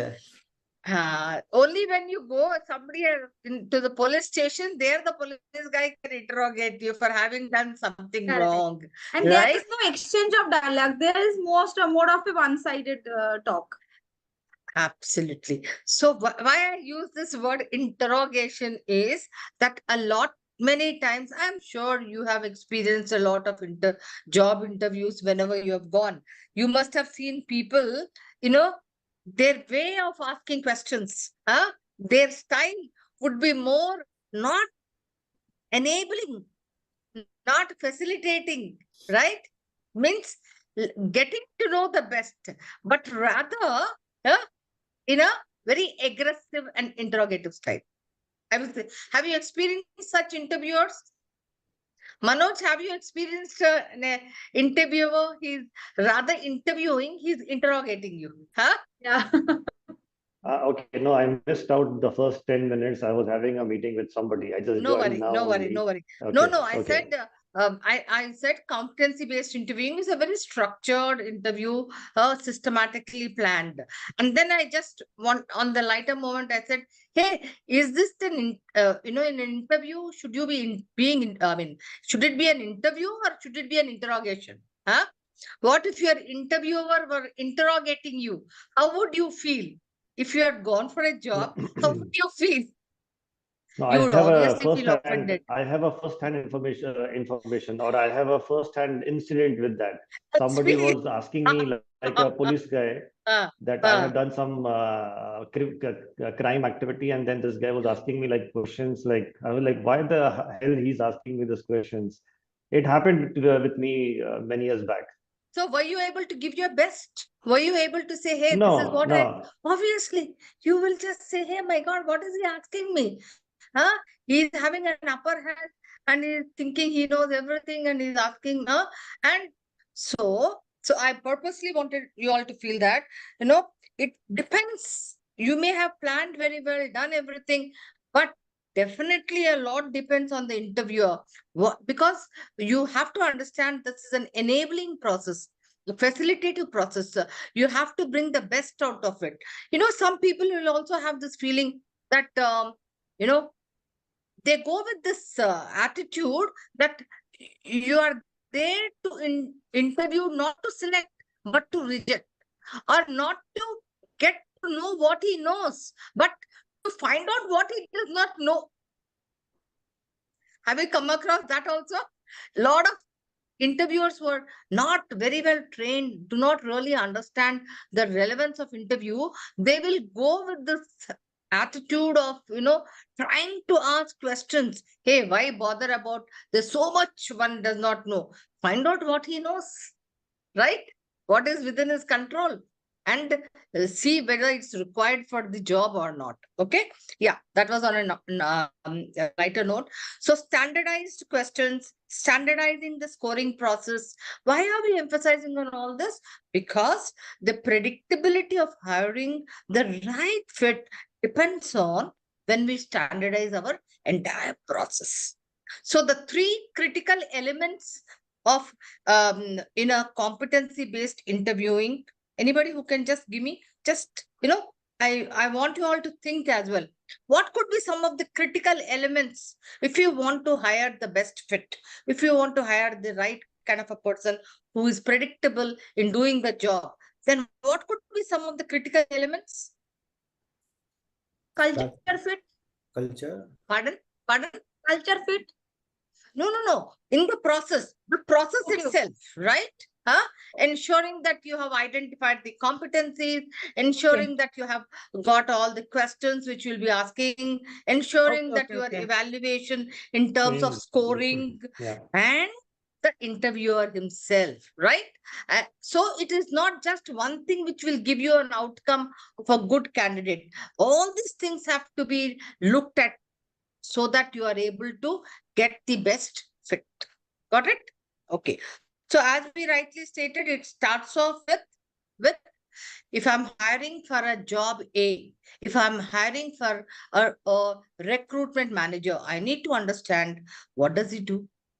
What are the complexities in his job, right?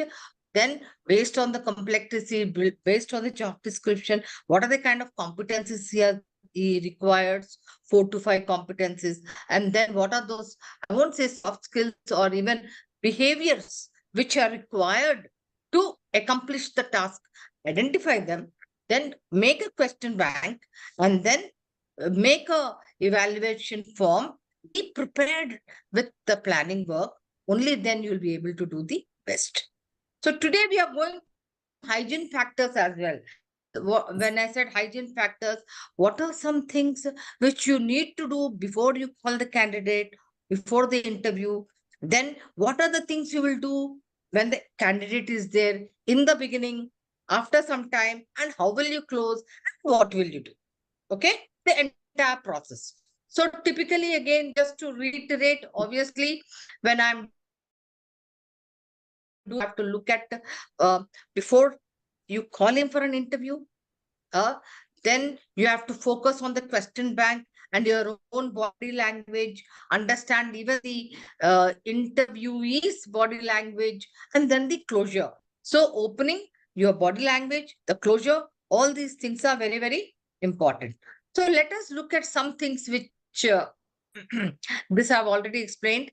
The first and the foremost thing, when you start planning for an interview, you get a resume or you get resumes, right? What do? Typically, what do people do? What do people do? Because Manoj is a little more experienced. Typically, when he gets resumes for his own team, what do you do, Manoj? What preparation do you do? So typically, let's say a recruiter, when a recruiter sends me 3 or 4 CVs to go through it, then I go through the CV properly in terms of whether the relevant experience, relevant skills are mentioned, relevant, you can say, task or job description, a little bit similarity between what he or she is doing and what are, the profile wanted. So based on that, typically I try doing a preparation based on the competencies and then asking or mentioning some questions, or writing down the questions which I will be asking him or her in the interview. Excellent. So what you said, Yeah. when your recruitment team is going to send you certain resumes after sourcing and screening, saying that they fit in the criteria, you will go through and see, hey, if this is my job description and these are the competencies required, okay, and this is somewhat of experience in education, you're going to start looking at these resumes. Education, what is the qualification like, right? What is the experience like?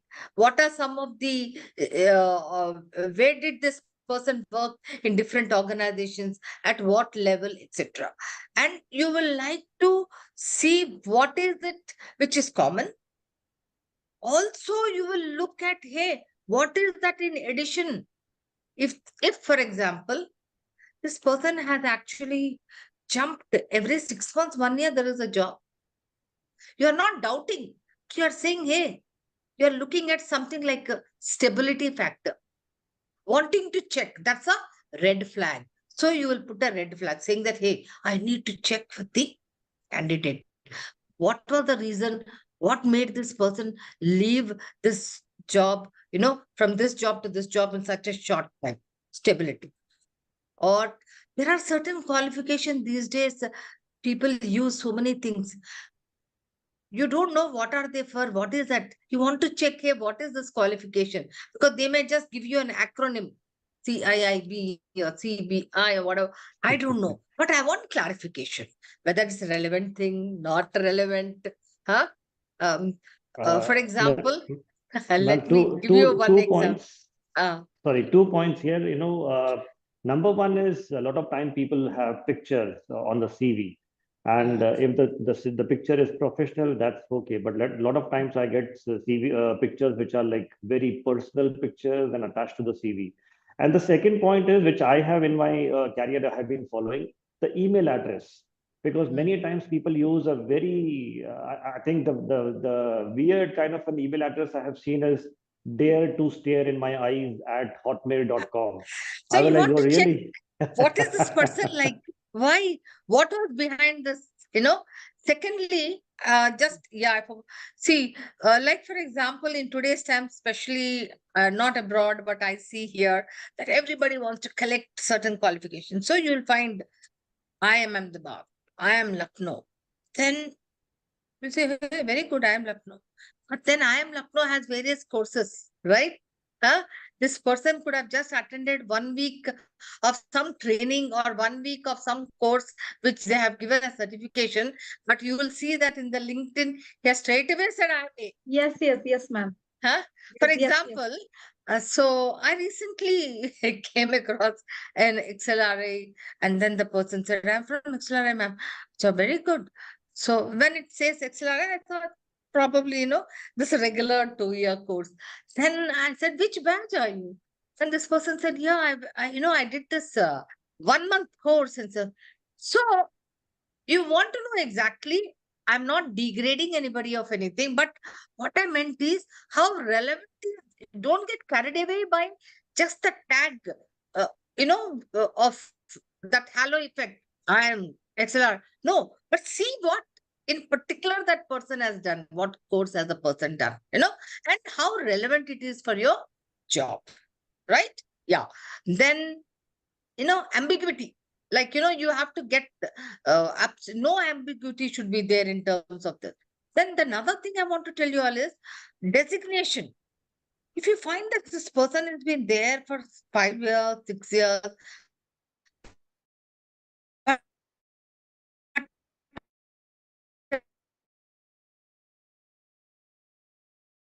then check of the job vis-a-vis the scale and scope. Or is he doing the same thing? I could be doing BGV. What is that background verification check? Today for 50 people, then after that 100 people, then 500 people, 1,000 people. Then I'm managing a team when I have big number. So the scale and scope has increased. Okay.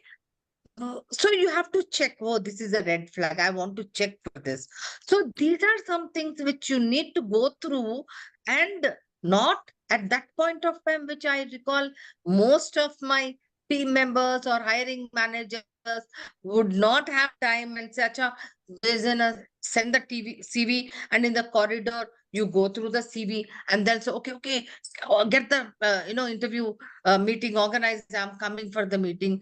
And you can imagine when there is war for talent and it's so critical to hire the right kind of a person, and you don't even give time. It doesn't correlate. No importance is given, but you are so casual about the entire thing. But then that is such a critical activity, right?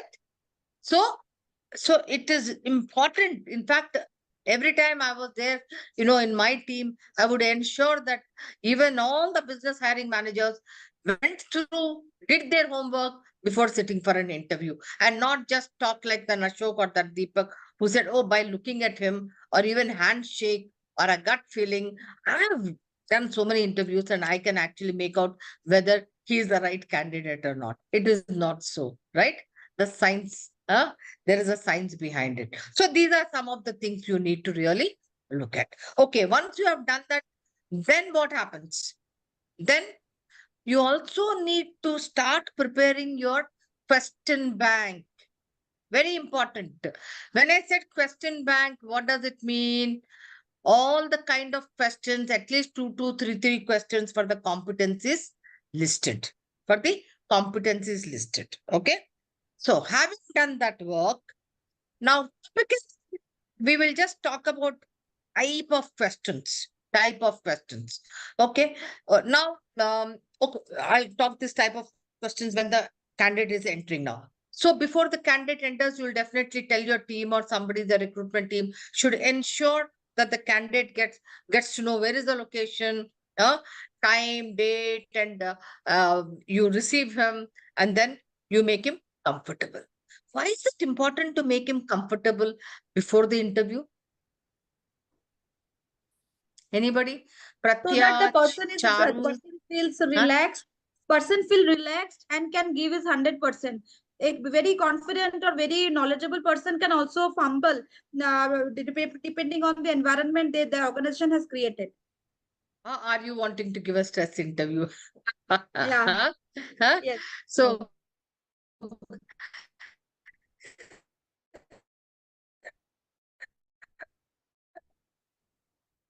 if, I'm reminded of this.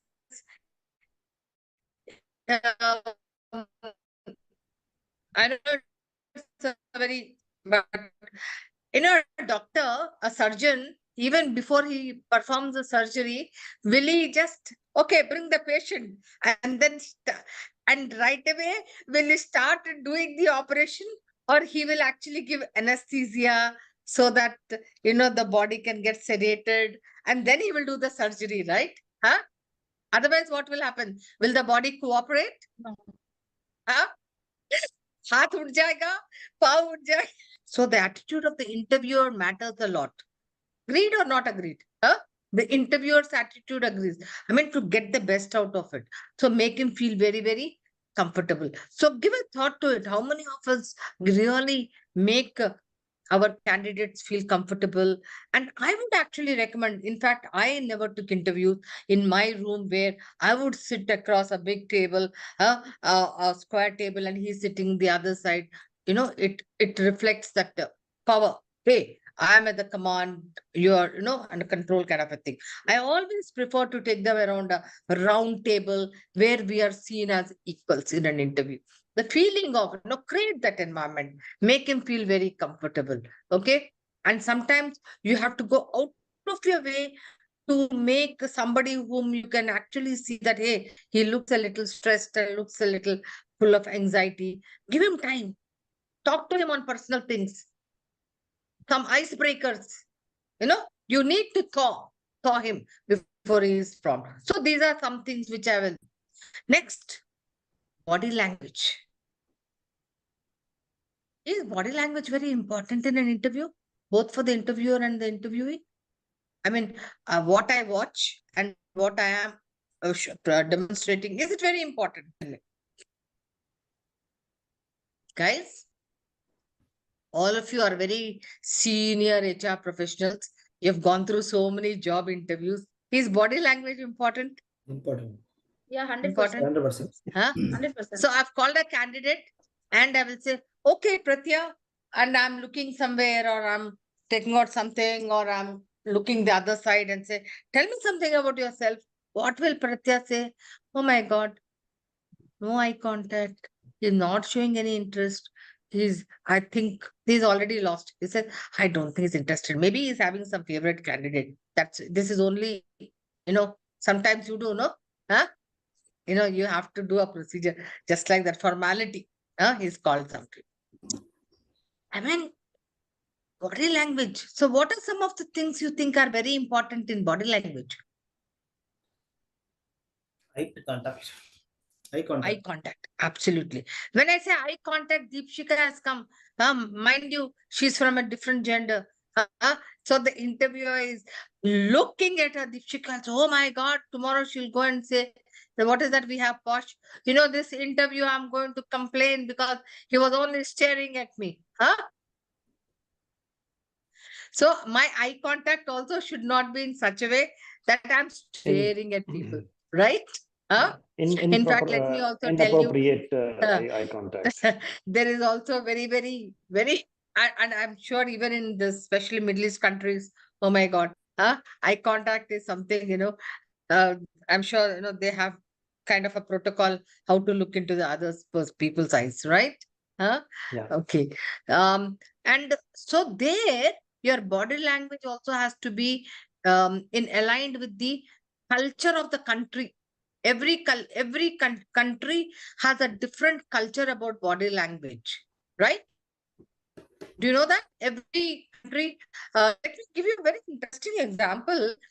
This is Bharat Mercedes in Chennai. So I was doing a program and so this person, it's a very senior manager. He comes and says, I have a problem, ma'am. So I said, what is it? I have a big concern with my director. Now this director is a German guy. Okay. So it was regarding the performance and his style of working. So I said, what happened? So this guy would actually, whenever the director called him, he would actually fold his hands like that. Because, typically the culture in India is when your big boss is calling, you are folding your hands and, generally looking a little down and talking. Because it is that gesture is in a manner trying to convey respect, right? When you fold your hands, what happens? You're conveying respect to your boss. But every time he called the director would feel that, hey, what is this guy? He's always folding his hands and doesn't even put his head up straight, etc. So in his performance review, he is not a very confident manager, not fit for promotion. He's very diffident, no confidence in himself. But he was a very good worker. So obviously, Then he wanted some counseling and coaching, and we told him. Then we found out that what was the real reason is the director, German guy, he felt folding his hands very inappropriate. That means that he was not confident. The entire thing was about what? Body language there. So likewise, body language becomes very, very important.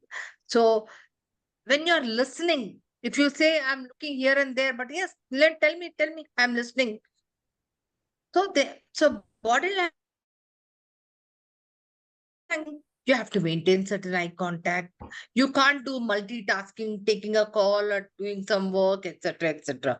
So there are appropriate, the way you hold your arms, the way you sit, your posture becomes very, very important. So these are some things which you have to, and at the same time, mirroring.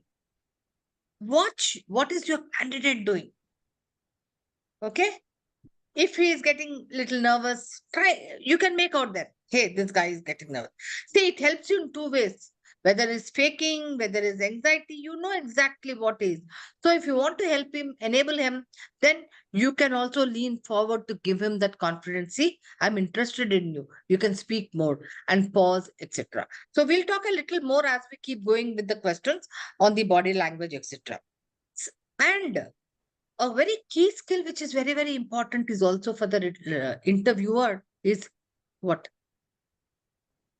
Anybody who can tell me key skill which is required? Listening. Deepika, you said it right. Huh?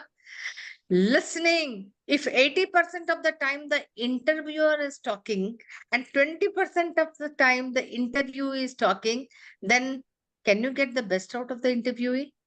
Huh? So what should be the golden principle? Other way 20% around. talking and 80% listening. Yes. So 80% talking should be done by the candidate, not by you. Don't keep interrupting. Don't keep all the time. You are only talking. You are only giving explanation or coaching. Right now, no. Get the candidate. Like the way sometimes I get you people to talk, right? Candidate to talk more. Only then At you are able to. times, Huh? I'm really sorry I'm interrupting you, but at times Sure. what I've noticed, when you are interviewing someone, then you ask some different question and you know they they, they just give a brief about that brief answer, and then they go ahead with something else.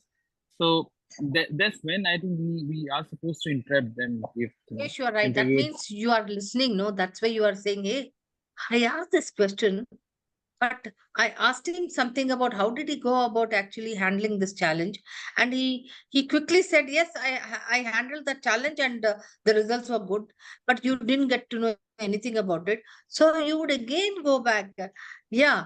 Well, I'm sorry to interrupt. But I would like to get more clarification on this. Don't be an interrogation. Don't do interrogation, because then he won't get out. He say, oh, I think he's suspicious. I think he's, not very convinced what I said. No, ask him, can I get more clarification? Huh? I want to ask you some, can I get more input? What did you do there? How did you go about? Okay, before we move on to that. You can always, so that is what is enabling environment, facilitating environment. So when can you do that? Only when you're listening, taking notes. You have asked for a particular competency for certain thing, but he has not clarified it. And with that half kind of input, you are not able to make out whether he really has the knowledge or the skill. And even if he has, does he have breadth and depth? Sometimes what happens, hey, yeah, we'll just get to that breadth and depth of the questions. Okay, let us start off. So when the candidate has come, what kind of questions will you ask? Now Murugan has come for an interview, IR manager. Initially, introduction times, what kind of questions will I ask? The questions normally, if you have noticed, are open-ended questions. Open-ended. What do I mean by open-ended? Open-ended means I'm asking you, but you can tell me something about yourself. And I can be a little more specific there. Tell me something about yourself, about your family, about your personal, about your profession, or tell me something about yourself. So when I say something about yourself, you can choose to say everything about your education, qualification, experience, and sometimes your family, etc., etc. Right? What is happening here? I'm getting a lot of information. Lot of information. Now I can go, okay. Oh, lovely. Go. Now, another I can say, okay, tell me something in detail about the number, the kind of organizations you have worked at. In what kind of roles did you work in? You will say, then you will start your career saying that I started my career in this organization as an HR executive, then worked there for 2 years, then again I did this, and then again this. You might say. That means I'm getting the number of things you have done in your career. So width, breadth, number of. Now I'm saying, okay, all right. In which areas? You'll be okay. Now tell me more about this, where you have worked as an IR man, because this is an IR job. See, so more about this IR role you did. What kind of things you did? Then again, you will talk about what kind of things. Then what is happening? Just look at this line. I can use here also. See, when I talked about this breadth and depth, very interestingly, I want to show you, and I want you all to really follow this way. Yeah. So, see.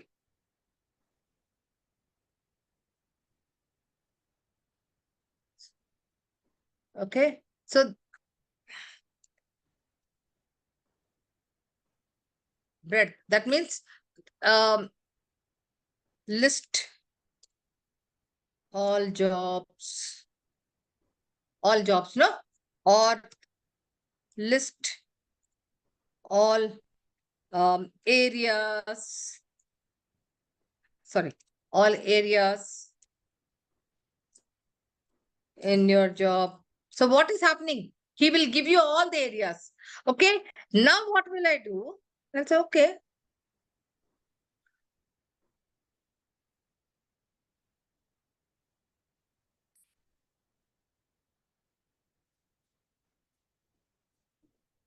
Depth. So I will check, okay, I'm this IR job. Do I want a person with a lot of depth in it? Then I want to test your depth in this IR role. How many way easy? First of all, I'll go to the basic level. Is he aware of all the compliances? IR person should know the compliances, no? Yes or no? Yes, yes. Then IR should know statutory act, this, then what kind of conditions, wage settlements. So deeper and deeper and deeper and deeper I'll go. Then I will know whether, so when I'm asking questions, somebody could be just like this and, sorry, here you go. Where's your report? Okay. I'm just showing you so that you really get this. Somebody could be like this. I'll tell you why. Somebody who's only doing sourcing. So in the breadth, he's only doing sourcing through 2-3 channels. And he's doing for sourcing for many positions. Depth, lot of depth. So width is less and he's only doing in that. Right? You could also have like this, no? One is that. One is this. Okay.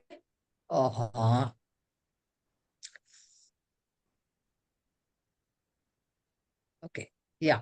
So you could also do this way where both you have breadth and also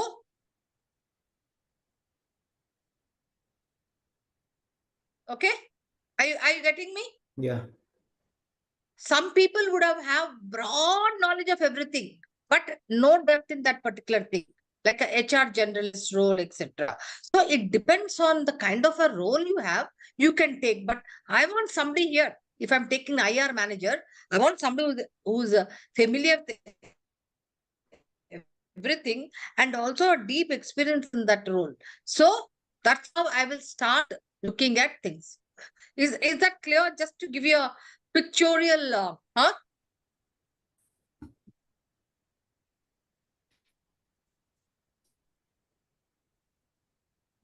just to give you a pictorial sub. Have you understood open-ended? So when you ask open-ended, typically, how did you go about, right? Where did you do that? What, who, which you can use. Now, when you start a question during in the introduction with a close-ended question, do you think you can elicit more information? No. You cannot get more information. No? If you ask a very close-ended question, did you do that? Can you do that? Well, will you do that? Would you do? So these are all close. Maybe sometime during the interview, you want to clarify certain thing, then probably a close-ended question will help you because you are asking for yes or no kinds. Are you with me? Okay. Please be very clear. What are open-ended questions and what are close-ended questions? All right. Then here, there are also questions like leading questions. Anybody who can tell me what is the leading question? That you ask something and the candidate will be provoked to give you answers in the area you want actually.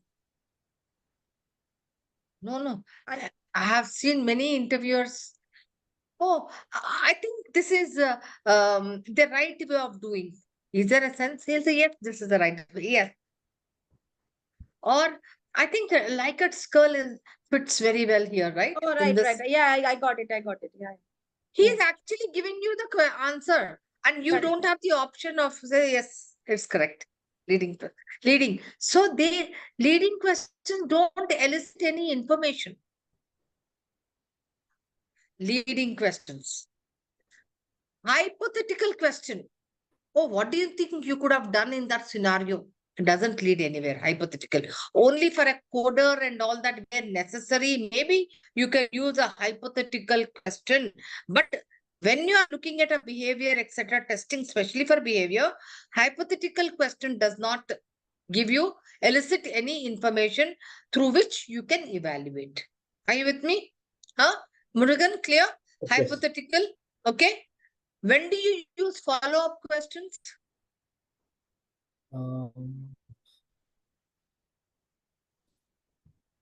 When you are asking and you want to probe, you want to follow up that question. Like, if, for example, you just said he didn't get some half meal, some information. You want more information. So then you say, okay, all right. But ask for immediate clarification. Don't ask after a long time saying, hey, but you recall that time you responded, he also will forget. So immediately, that depends on how actively you are listening, not hearing. Actively you are listening, you are there in the moment, not thinking of what is happening, at home or what is happening with your boss, in the moment and listening only to your candidate. All right. So typically when we are using questions, as I said, we use, especially when we are doing competency-based interviewing, we are also taking into consideration this technique of what using a behavioral event interviewing, because we are saying, which was actually pioneered by McClellan, past behavior predicts future behavior. All right, these questions.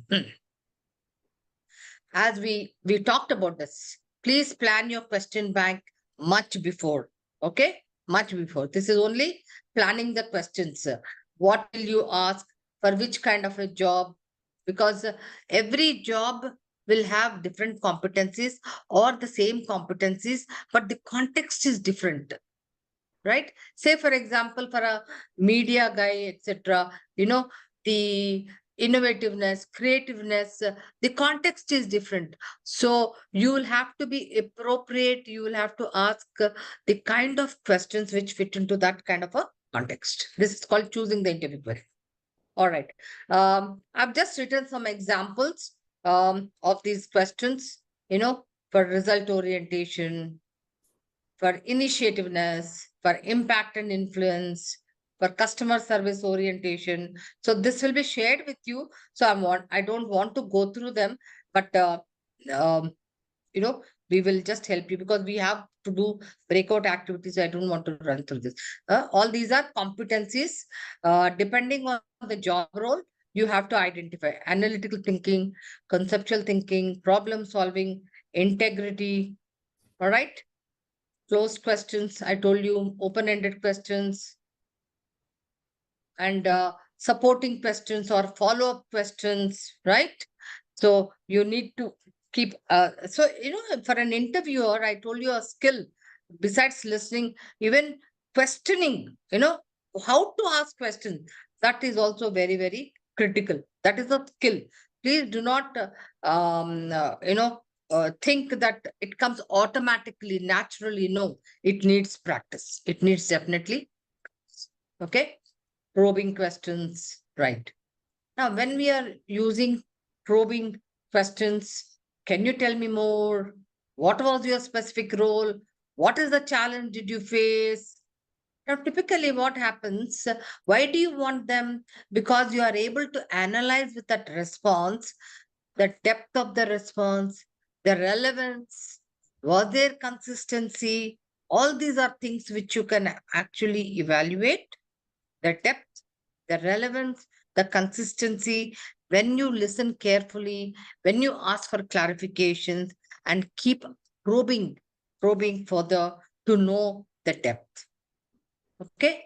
It can't be vague. Very, very important. No opinions. Opinions are not behaviors. In the first session, I think I talked about it. No judgments. I thought it was like this. So behaviors are observable. In fact, even if a person is quiet, no communication, that is also an observed behavior, that he is quiet. He does not want to take any initiativeness. And no hypothetical, oh, I thought I would do like this. No hypothetical. So when you are asking for a behavioral event interviewing situation, ensure that there is no vagueness, there are no opinions of that person, and there is no hypothetical. Well, in fact, if you just recall yesterday when Deepshika asked or somebody, there were more hypothetical opinions. So ensure that you don't do them. All right. For example, can you give an example of that hypothetical one you were saying? What is hypothetical? So, for example, I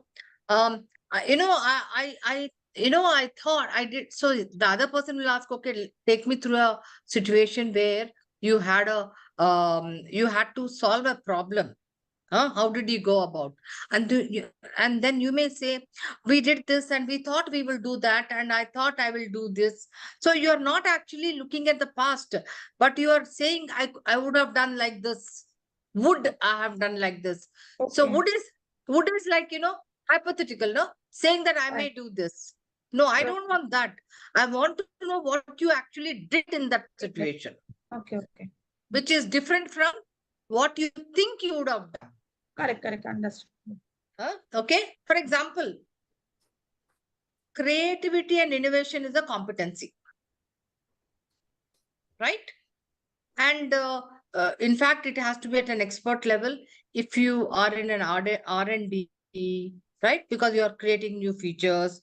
If you are in a product development, even in HR, if you are in a product development, trying to create new products, your creativity and innovation has to be high. So what was the first thing I said? Every competency should have a definition which takes into consideration the context, right? Say, for example, in this, the definition is generating viable and new approaches and solutions, right? Say, for example, you are an HR person, you are a recruitment person, but you also need creativity. That means every time you're looking at the processes of your recruitment, and you have to create new processes or look at new approaches, looking at what efficiency and effectiveness of that process, right? Okay. Maybe your process is taking a longer time. Maybe you're not you are not able to fill in the right kind of positions. So that means there's something with the problem with the process, right? Huh? So you are looking at the process. So what can be a very specific question? Now, just tell me if you want to, what can be a very specific question? Describe the most complex problem that you were faced with and how you generated a new approach or a new solution. Some innovativeness is there, right? You actually came across a problem, for example, in your recruitment, and how did you come up with a new approach? Okay. Now, so if you want to do further probing, what will you ask? What was the problem? Everybody will say it was a complex problem. But what was the complexity about? You want to understand, no? What was the complexity actually? What is it? Everybody will say, oh, ma'am, it was such a complex problem and we solved it. But you as an interviewer, did you get to know what is the complexity in that? No. How will you then rate him? So what new approach did you come up with? And what was that newness in that? Like, for example, Manoj was talking about the government came up with the policy and we had to change. And so who was the interviewer? They did not ask, hey, what was the challenge in it? So what was that new thing you came up with? Manoj just closed it off saying something. No? So then at the end, how did they benefit? What was the result? So these are some of the questions you have to keep probing and probing to know so that you are able to evaluate. Let us give another example. So therefore, when you are looking at indicators, so you have to look at indicators like creates new ideas, solutions, uses unconventional areas as source of inspiration, or solves complex problems through developing new experience. So based on the data, you are able to do a rating scale. Are they below standard, above standard, mid standards? Okay, 1 to 5. Is there a link? You can't, assume and say, hey, this is at 2, this is at 3. Unless and until you know what is 1, what is 2, what is 3. That's what I'm trying to say. Rating scale is also very, very, very important. Now your rating scale can't be the same for everybody, because like in Google, when they hire people, their rating scales are very, very different. What is very, very good and expert may be an average for them. Because why? They want people who are highly innovative. That's why they go through 8 rounds, 9 rounds and take the best of people. They don't mind paying 90th percentile, 95th percentile of the salary. That means topmost salary. But they want the best people. That means the bar has been raised. So their rating scale, in fact, what is good for you as a 4 may be just 1 or 2 for them. Are you with me? But will you say that because Google needs that, I will also do it? For example, take an example. You know what happened? We were doing a salary survey when I was the senior vice president for Sutherland. My chartered accountant, my finance guy, CFO, comes and says, ma'am, the salary in the market for a CFO, Pricewaterhouse pays how much? I said, yeah, I know what it is. It pays about 85th and 85th percentile. I said, yes, ma'am, and we are paying only 65th percentile. Means much lower, 65th or 70th. We should be getting good salary, ma'am, this time. You have to do market corrections and all. And I said, do you know what the job description or the job content of Pricewaterhouse guy who is in that position there he does? The nature of the work, the competencies, the entire deliverables, everything is different for him. Therefore, they need the best of chartered accountants there. But I don't need a best of chartered accountant. So therefore, I don't have to get into that kind of a salary. I need an average guy. I don't need at that bar, because even if I take that kind of a guy and pay him so much, after 3 months, 6 months, he said, what is this? No challenge in this job. And he will resign. Are you with me? For example, the supply and demand for HR, facilities, finance, for for normally, okay, in my organization, I used to always pay them my salaries for people, cost, especially cost, function people. It's lesser than the operation people. Okay, lesser, 60-65%. Because the talent I need, the supply is quite, there is not much of a demand for that. I have a good supply. Then why should I pay high salaries? I don't want the topmost from IIMs and excellers. I don't mind a tier two person from, who's done an HR from there, because the kind of work I want them to do is not something very innovative. There is 5% of strategic jobs in my organization for which I will pay 90%. For example, Walmart typically pays salaries much less because it is in a operation excellence kind of a business model. That means what? They are in volumes and they want to, their products and services are at a lesser cost, good quality, affordable price. Okay.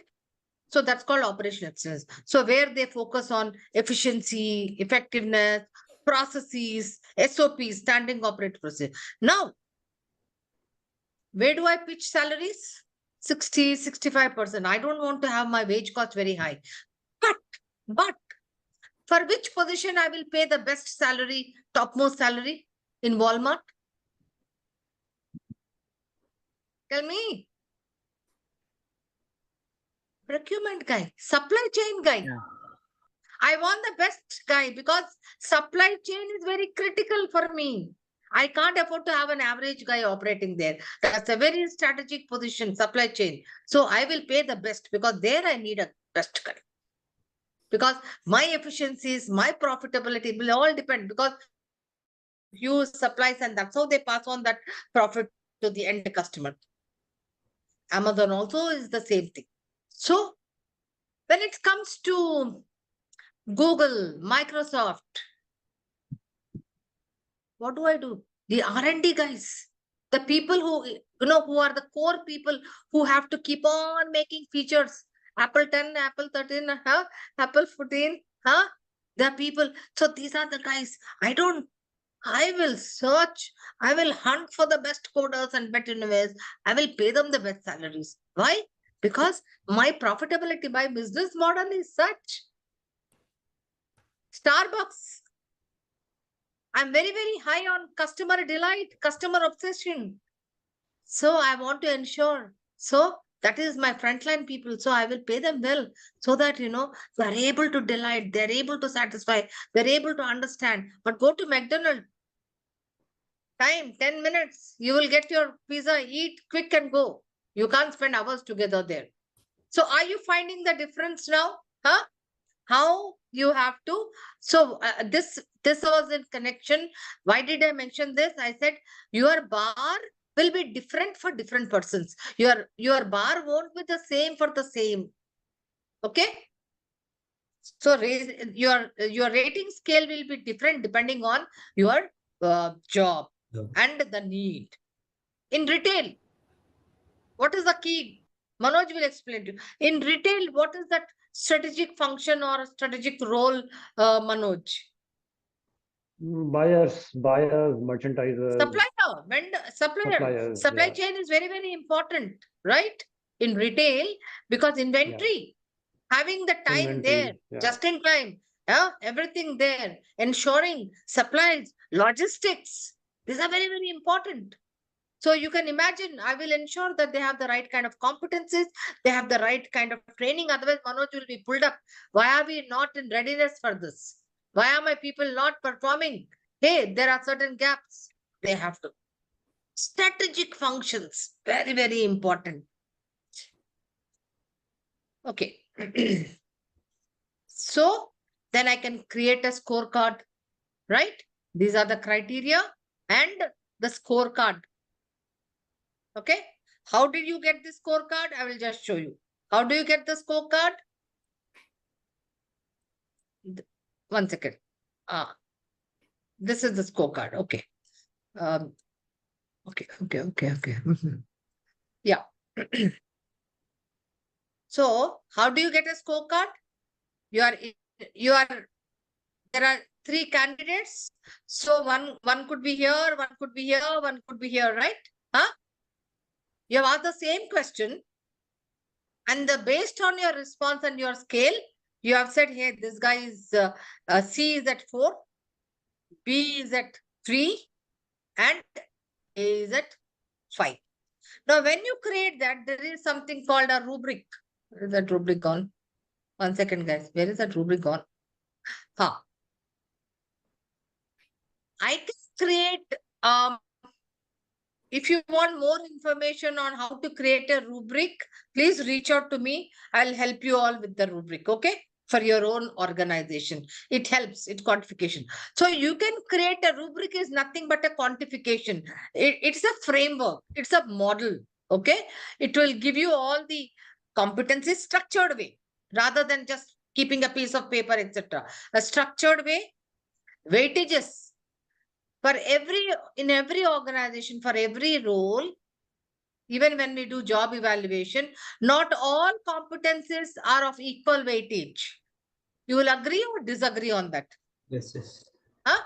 So how will you get this weightage? You have to talk to the business stakeholders, etc., and say, hey, which is of a high weightage, right? Which is of a lower weightage, etc. Okay. For example, I will give you a simple example. Say, for example, customer service guy. So the competency called customer orientation, communication skills. If it is a outgoing calls, especially oral communication, should be very high. So the weightage I will give him very high. Maybe, and if you have put analytics also there, high weightage to that. So typically what competency will be of very high for a customer service agent? Communication skills, right? In which getting along, how do you talk, oral communication, all these are very, very important. Okay. But analytics may not be very, very important for me. Though you have said, yes, he has to do some analysis, but it might be just average for me. Okay. Again, problem solving will also come a little lesser weightage, but definitely it will have a weightage. Why? I might have some clients. So how am I going to solve problems, etc., etc. So your weightage depends on that principle of 80-20 principle, which are the 1 or 2 competencies which I'll be using at the maximum, and the rest not so important. Are you with me? Okay. And yeah, if you all are actually working in your jobs and roles and you want some help, you can always reach out to me. Ma'am, I Right? have by preparing rubric, for example, I want to hire a training manager. So here, once I put the competency, after setting the weightage, here the relevant question I have to predefined question I have to prepare. Yeah, it will help you. It's like I have put here 4 or 5 questions for one question for competency, not looking at the question right at that time itself. Hey, what am I looking at this competency? What kind of a question can I ask him within the context of the job? Example, Murugan said, I want to recruit a training manager for, say, manufacturing organization, right?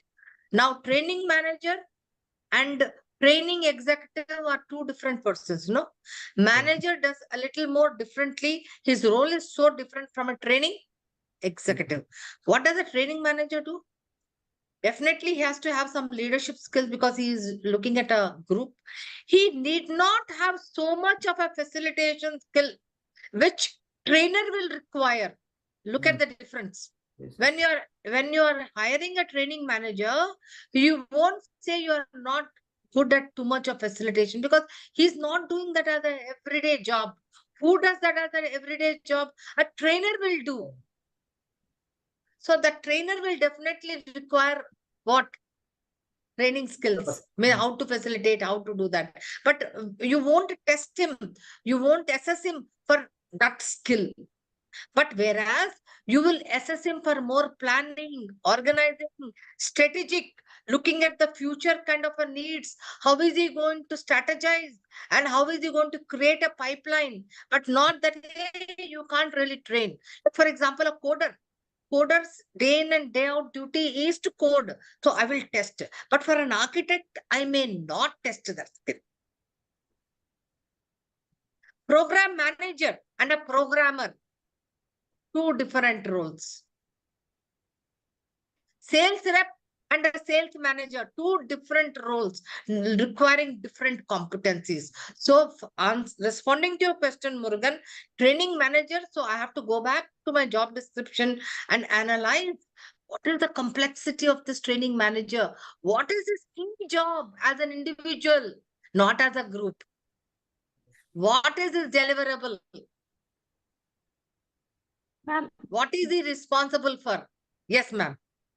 Deepshika. Ma'am, yeah, these are the 4 persons as in the example.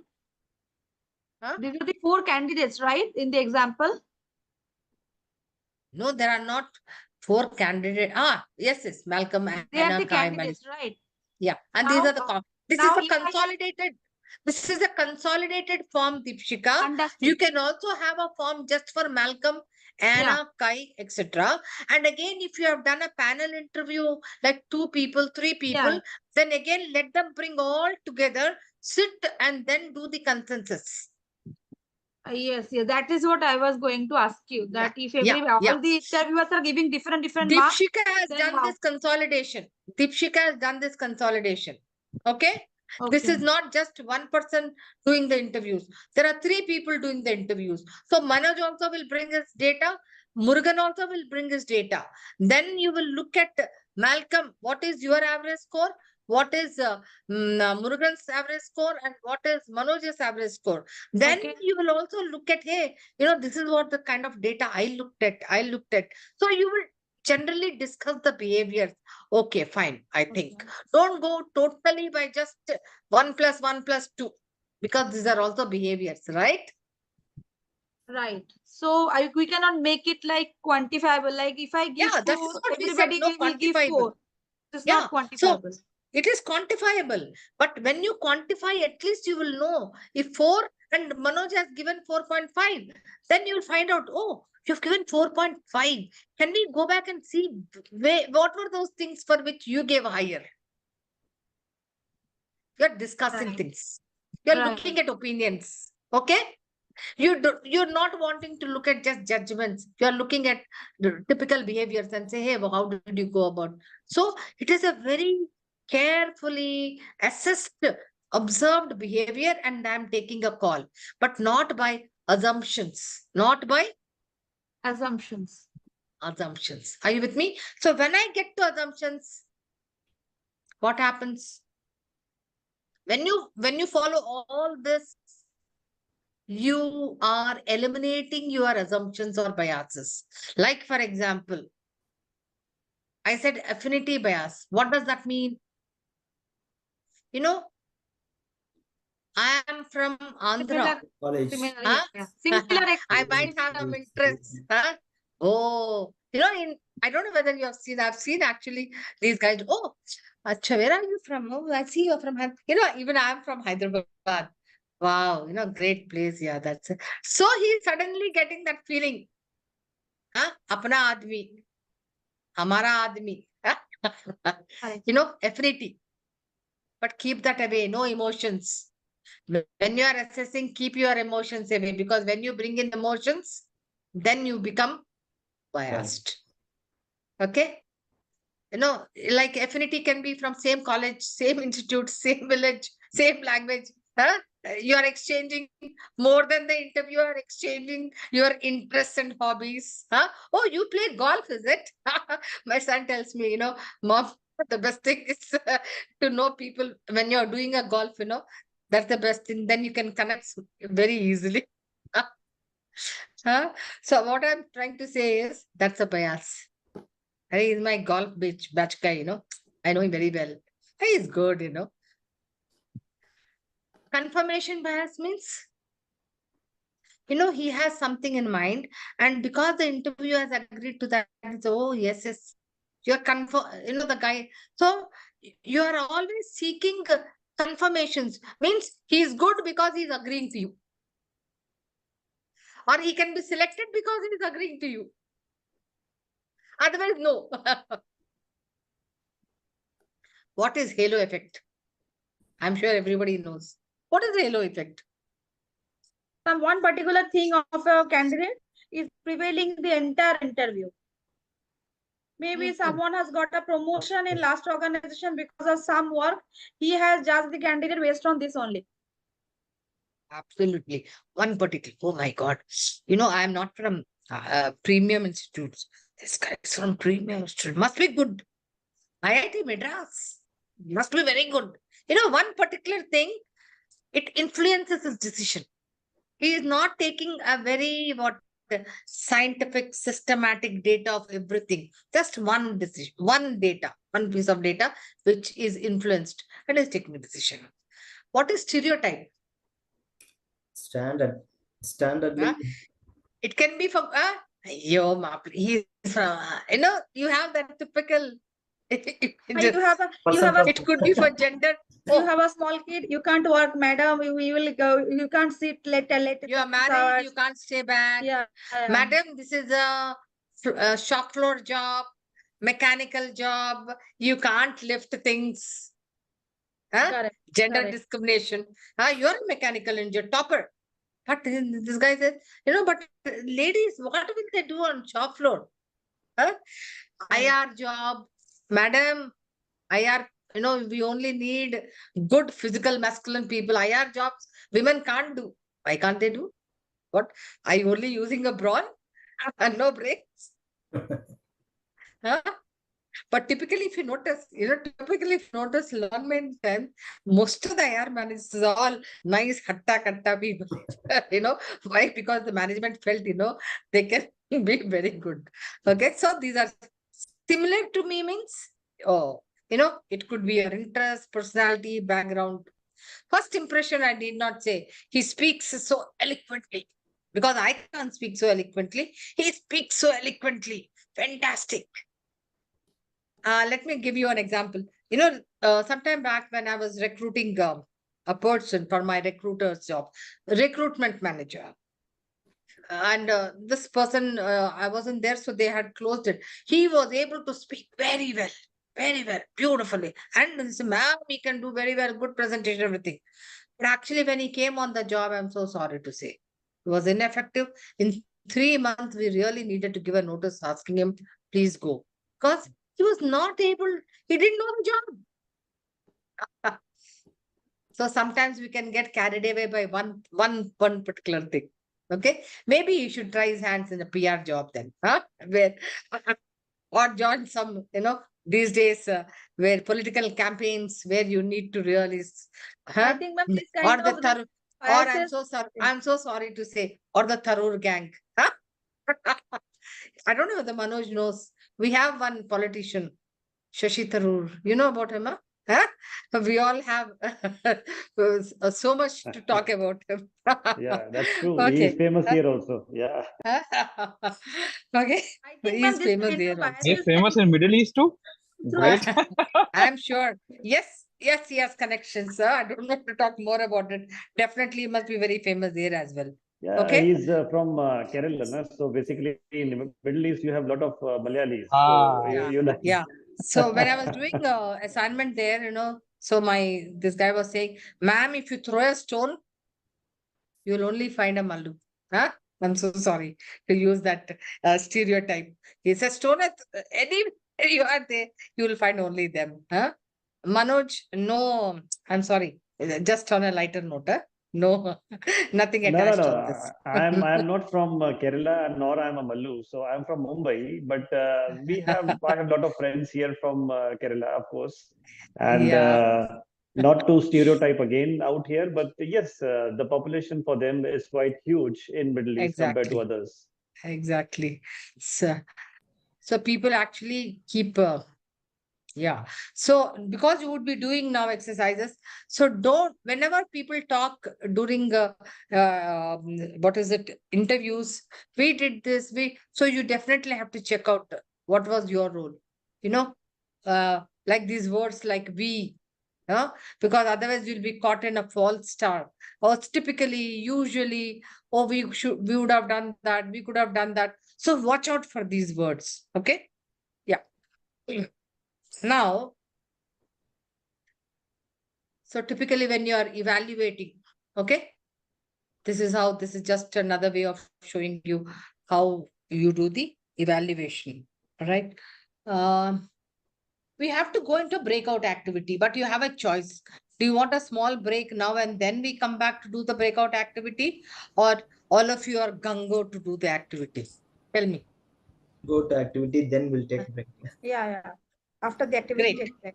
So sorry, Great. ma'am, I have a small question over here. Yeah, sure. So This is Charu. yeah, Yeah, yeah, Charu. ma'am. Ah, So the thing is that coming to this rubric matrix, now the matrix is okay. Now coming to the percentage, like role wise, we do have the competencies. Any organization can have the competencies and all. Now coming to the now the recruitment is the ongoing process. For say at the time of, like, I have 10 open position now. Further might be next time I have 11 to 12 position. Now this weightage part, can we have a generic weightage, like can we standardize the weightage role wise somewhere, so that at the time of interview didn't face such challenge, like role wise we have to do I tell the you now. weightage of this thing. One, Yeah. see, we'll start. You said 11 to 12 positions. Okay. Might be more. Now, Yeah, maybe might more. be. So, Huh. so one, I want to get clarity from you, Charu, saying that when you said position, are they different jobs? Yeah, Okay. different Are rules. you getting me? Yeah. Because you can have, say, for example, if I say customer care executive, that is one position or a role Hmm. or a job. Hmm. I Hmm. can have 200 people, 300 people, 400 people in that position. Yes or Yes. no? True, Huh? true. Yeah. So that means 11 to 12 positions. That means they must be, you know, at different levels. Huh? Hmm. Hmm. Some could be at a lower level, Yeah. some could be at a higher level. Now, Hmm. when you said also there could be one position where it is actually, say, for example, a finance manager. Yeah. I may have for different businesses or groups. So finance manager typically the numbers will be maybe just one, maybe, Hmm. or Hmm. maybe just two doing different verticals. Yes or no? Yes, ma'am. I'm just getting Can. more information now. Uh-huh. So the lower the positions, you will have just 2 or 3 key competencies, and you will say, hey, if I'm saying customer care executive, okay, 2, 3 competencies, and this is a little more higher, and you will do it. Right? But when it Hmm. comes to a finance manager or key strategic positions, which will be few in numbers or maybe only one or two, don't you think you are not doing it on a day-to-day basis? You are it's a part of the job where you will analyze these are the 5 competencies, and by and large, this is of a higher weightage, this is of a lower weightage. So you will do that work. Ma'am, Got that it? yeah, but the major part is of the stakeholder. The stakeholder should understand that this competency should have the highest weightage. But that time when we get a position, we do have the competencies giving the weightage. I think this I giving the weightage at the time of interviewing and all will be a tedious job, and You nobody should do like it the before. You should do it before. no The even the weightage does, yeah, you should have even it. yeah, ma'am. Huh? Yes, Yeah, yeah. yes. So I want to hear you. even the HOD, the Huh. interviewer, basically they would not convince, like for every role, every time, for different role we are giving the weightages and all. Can we Okay. standardize the Okay. process I before will that? do Like, that. Yes. So, Charu, what we did in a very big, let me tell you, Jai Bharat Maruti, very big organization. I know, Similar ma'am. problems were there. One Yeah. thing we looked at all the strategic positions, and one time itself, we generally said, let me also emphasize on the importance of weightages. Hmm. Effectiveness of a role, efficiency and effectiveness of a role. There are certain key competencies at higher role also, which become very important for that role. Are you with me?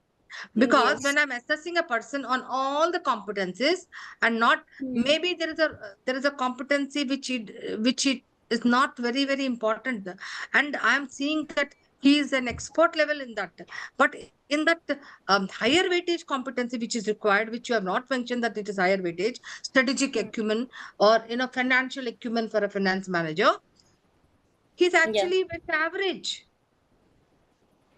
Are you getting me? Are you getting me actually? Maybe, in typically, okay, find some communication, we're very good, excellent, is very good.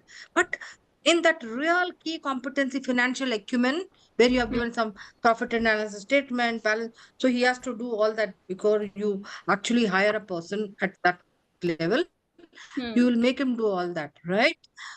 He's not very good. He's just average. Now it depends, for his efficiency and effectiveness. If he's not good there, and he's very good at just speaking skills or verbal communication, will it impact the role? Will it impact his effectiveness of that role? You tell me. Huh? No. Are you so you have to, if you're in the recruiter's role today, don't have to do it every day. Such positions will be only 2 or 3. So you have to get them once for all, not every day. In the system, they have to be there.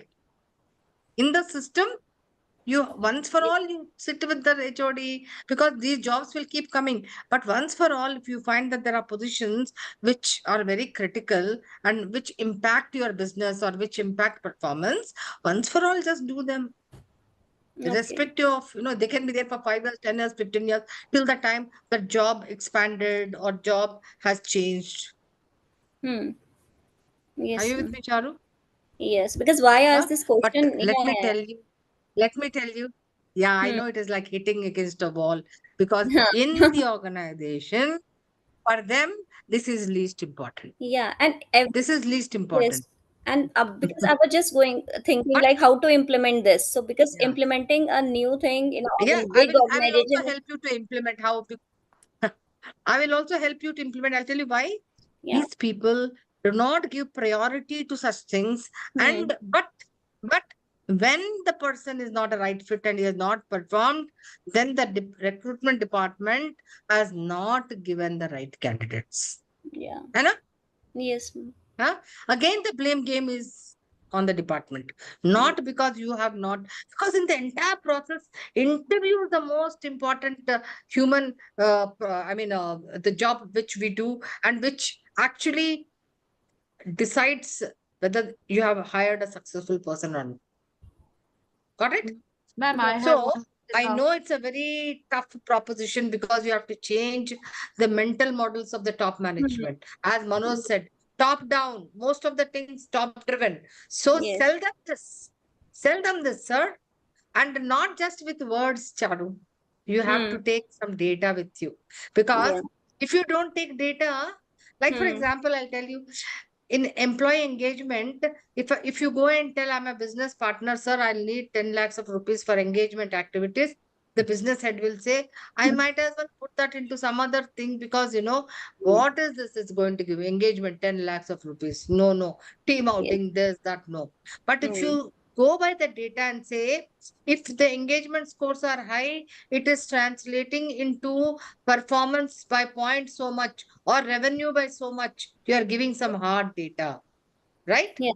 Then what will say, oh my God, like, most of them today, you can actually do a correlation and then do a regression saying that if I increase engagement score by 1.1, my revenue will go up by so much. So the data, you collect some data. For example, you go back, collect this performance data of these guys, attrition data of these guys, and then see why and how and what happened. And if you show that, then you will see that top management buy will be very easy. But if you just go and convince with just, verbally, then you can't. I can help you with that because I know how hard it is hitting old minds, not old people, old school of thought. Ma'am, I have one question here in this model. Like I just actually I have a HOD who always who is very fussy. Out of 20 candidates, he will not like anybody. So it's a real struggle for us. So what I was thinking when we are discussing that instead of giving like he cannot do anything that he will have to give, I mean preset parameters that if the candidate having these qualities, we will score 5. If this 4, then this 3, so that he doesn't have that bias. He will put 1 or 2 You are each. very close, Deepshika. It can't be one-sided. let me also tell you, you can't drive, you can't have the rules. You have to sit with that guy and sit with that guy and participate. You have to be an enabler. Maybe it will take time. He will say, I don't have time. Just go ahead, do this way, that way. And ultimately, he will not choose and he will say, hey, Deepshika, you have not given me the right profiles. Any number, no right profile. So go sit with them. So what is the criteria you're looking at? What is the basis? Can you sit and dot down? Don't do a laundry list, just 4 or 5. Then have a clarity, pen picture of what does he want. Then put those assessment criteria, everything, very behavioral indicators, everything. And then you start sourcing. Okay. Now Can you we are do like keeping first the time. parameter you have given communication? Can we do anything that if the candidate can communicate this way, he will have to No, give no, 4? no, no, no, no, no, We no, can't do that. Deepshika. Communication is very general, very general, very generic. Communication for which role? So again, don't forget about what I said in the previous session. Where is he using communication? What is his position? What is that job? Huh? Internal stakeholders, external stakeholders, vendors, suppliers, what kind of communication he has to do? For that, what kind of understanding? Does he need to understand even statutory laws? So a lot of things. So communication is very generic. So we can't Like quantify. if I say communication for Murugan, IR manager, obviously he will be doing mostly that compliance, statutory. If he does not understand that statutory thing at all, what will he communicate? If he does not know how many hours he has to work, everything. So, doctor will have his own doctor's language of communication. PR guy will have his communication. So, communication varies depending on the context of the job. Will you agree, all of you guys? Yes. Will you agree, yes or no? Yes. Yes, absolutely. Customer care communication. That means he has to be polite. He has to be all the time. Communication in terms of the Starbucks guy who actually you go and ask for a coffee or tea. He will say, what kind of thing? Should I mix this? Should I do this? He's trying to understand you, what kind of a flavor you want, what strength you want of coffee, what size you want. No? But just giving off coffee to you. Are you with me? Yeah, correct, ma'am. I'm not saying that general, I will make something general. I'm not saying that. I am saying that how the manager is very strict, not lenient at all. How do I ensure that he is giving right score? If the candidate deserves 5, he should give 5. He should not give 2. No. How do So I you will do that by actually doing those levels of proficiency beforehand for this job, and you do your first thing and then go there. So this level of proficiency, this behavior, is it? Do you think it should be 2 or 3? What kind of a behavior is considered average? So you will have to do that, and then go and talk to 2 people. One, did I not say that? A good performer and a average performer. Then see where you will anchor the behaviors. Got it? Yeah, ma'am. So your 4 or 5 will depend on that superior performer who is already there. Got it? Yeah, ma'am. So you are giving a 5 to the superior performer. That means, so on our scale, that means the 5 will be this kind of a behavior. Not abstract, not assume. Got it? Yes, ma'am. I hope I have been able to establish clarity. Yes, Huh? yes, ma'am. Yes, ma'am. Okay. Yes. All right. And that should be for everybody, actually. Okay. Let us, I think now since we asked for clarification, let's take a quick break. We'll ask Manoj, Yogesh, how much time do you all want? 10 minutes, 15 minutes? 10 minutes, 12 minutes. We'll go in between. Okay. 4-1. You can come back by 4:15. All right. Yogesh is laughing. Okay. 4:15, you can come back. Done? Okay.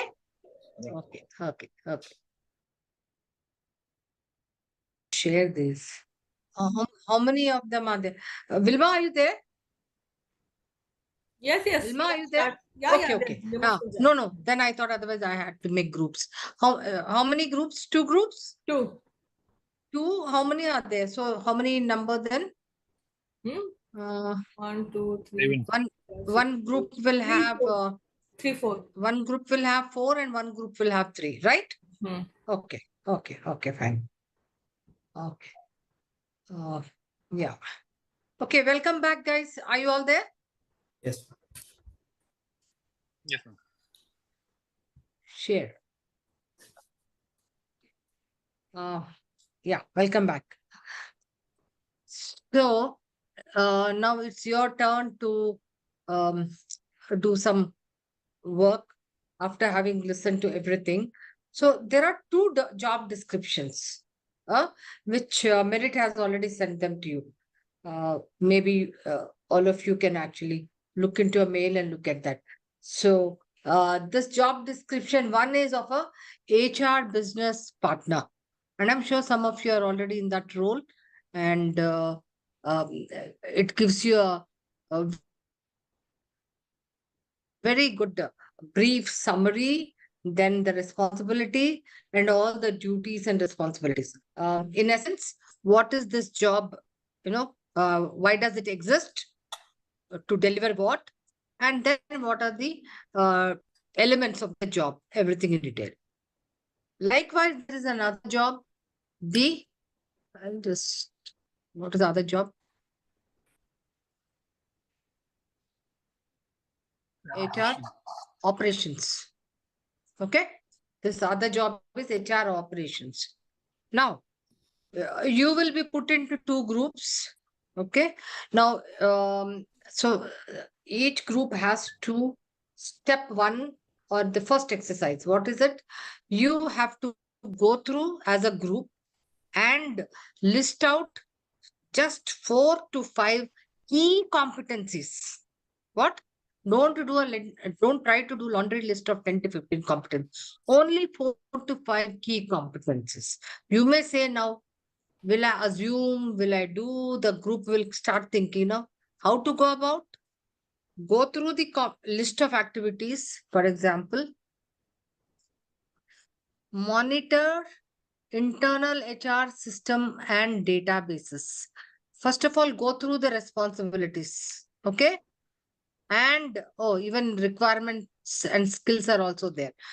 Just put them under categories. You recall element analysis we did. Just quickly look at them and then see for doing this, what kind of a knowledge or skill or a competency is required. Got it? So list 4 or 5. And some amount is already given. So, but here we are not looking so much at the knowledge part, right? We are looking more at the behavioral competencies part, because we are going to interview this candidate and we will assume that he has all the operation guy, he has labor laws and he has a good understanding. Okay. So we will look at key competencies more in terms of behavioral competencies. After listing maximum 4 competencies, next step, you have to write out for every competency just 1 or 2 lines about the behavior. Behavior also, you can, if you look at the JD, you can get a good understanding. The behavior, just indicator, behavioral indicator. Now, 4 competencies, or even if time permits, 3 or 4 also is good enough. But ensure that you are doing what? Indicators with a rating scale of 1 to 3, which you did earlier. If you recall, you did, right? 1, 2, and 3. Yeah. So you can use this Excel sheet and put all those things, right? Okay. Don't attempt, just do only 3 competencies. That is also good enough. Only 3. Okay. And then this is a template you need to do. Done? So first to do this first part. Look at the job, identify 3 competencies, and then write down questions. And the evaluating scale, rating scale, 1, 2, and 3. Just 1, 2, and 3. Okay. Okay. All right, guys. So I think a lot of you had to do a lot of thinking today. So who is going to be the first presenter? Which group? Correct. So, ma'am, we have taken the role of HRBP, and Okay. the competencies we have found out is communication skill, planning and organizing, and an employee relation. Okay. Employee relations. Yeah, these 3. And then, description we have taken from the Concom only. can express needs and desire effectively to co-workers and superiors in a professional manner. So, Yeah, in yeah. and in the So organization, looking at this definition to be an HR business partner, he will have maybe one or two external stakeholders, but then he will have business heads, and then that vertical, the entire employees of that vertical or business, he or she is looking after. So there's a lot of communication which the person has to do, right? Yeah. right. So we have written as per organization can communicate to the internal and external stakeholders effectively and clearly. Okay. Okay.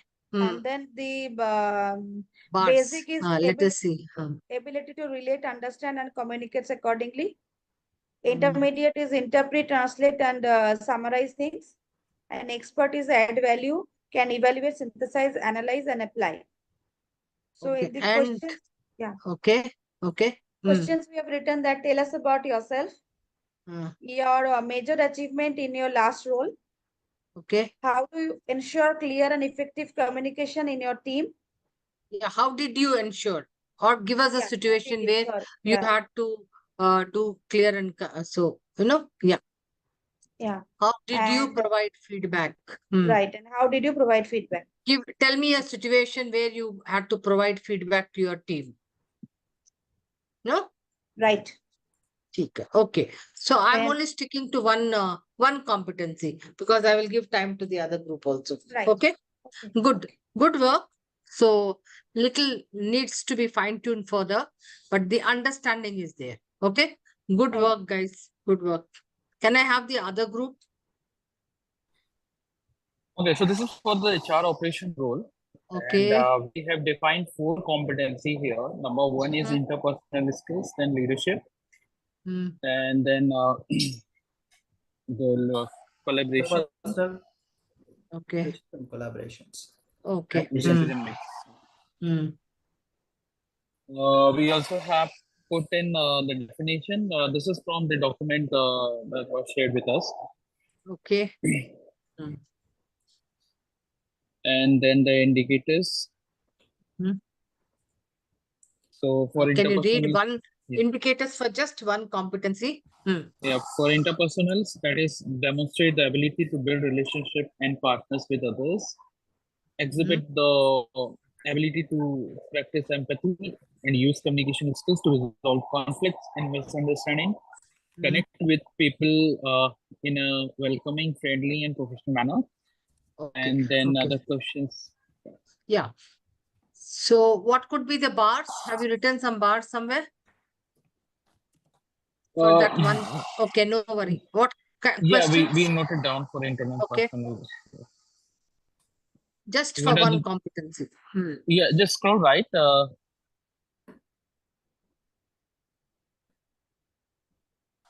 Yeah, so this is basic significant gap.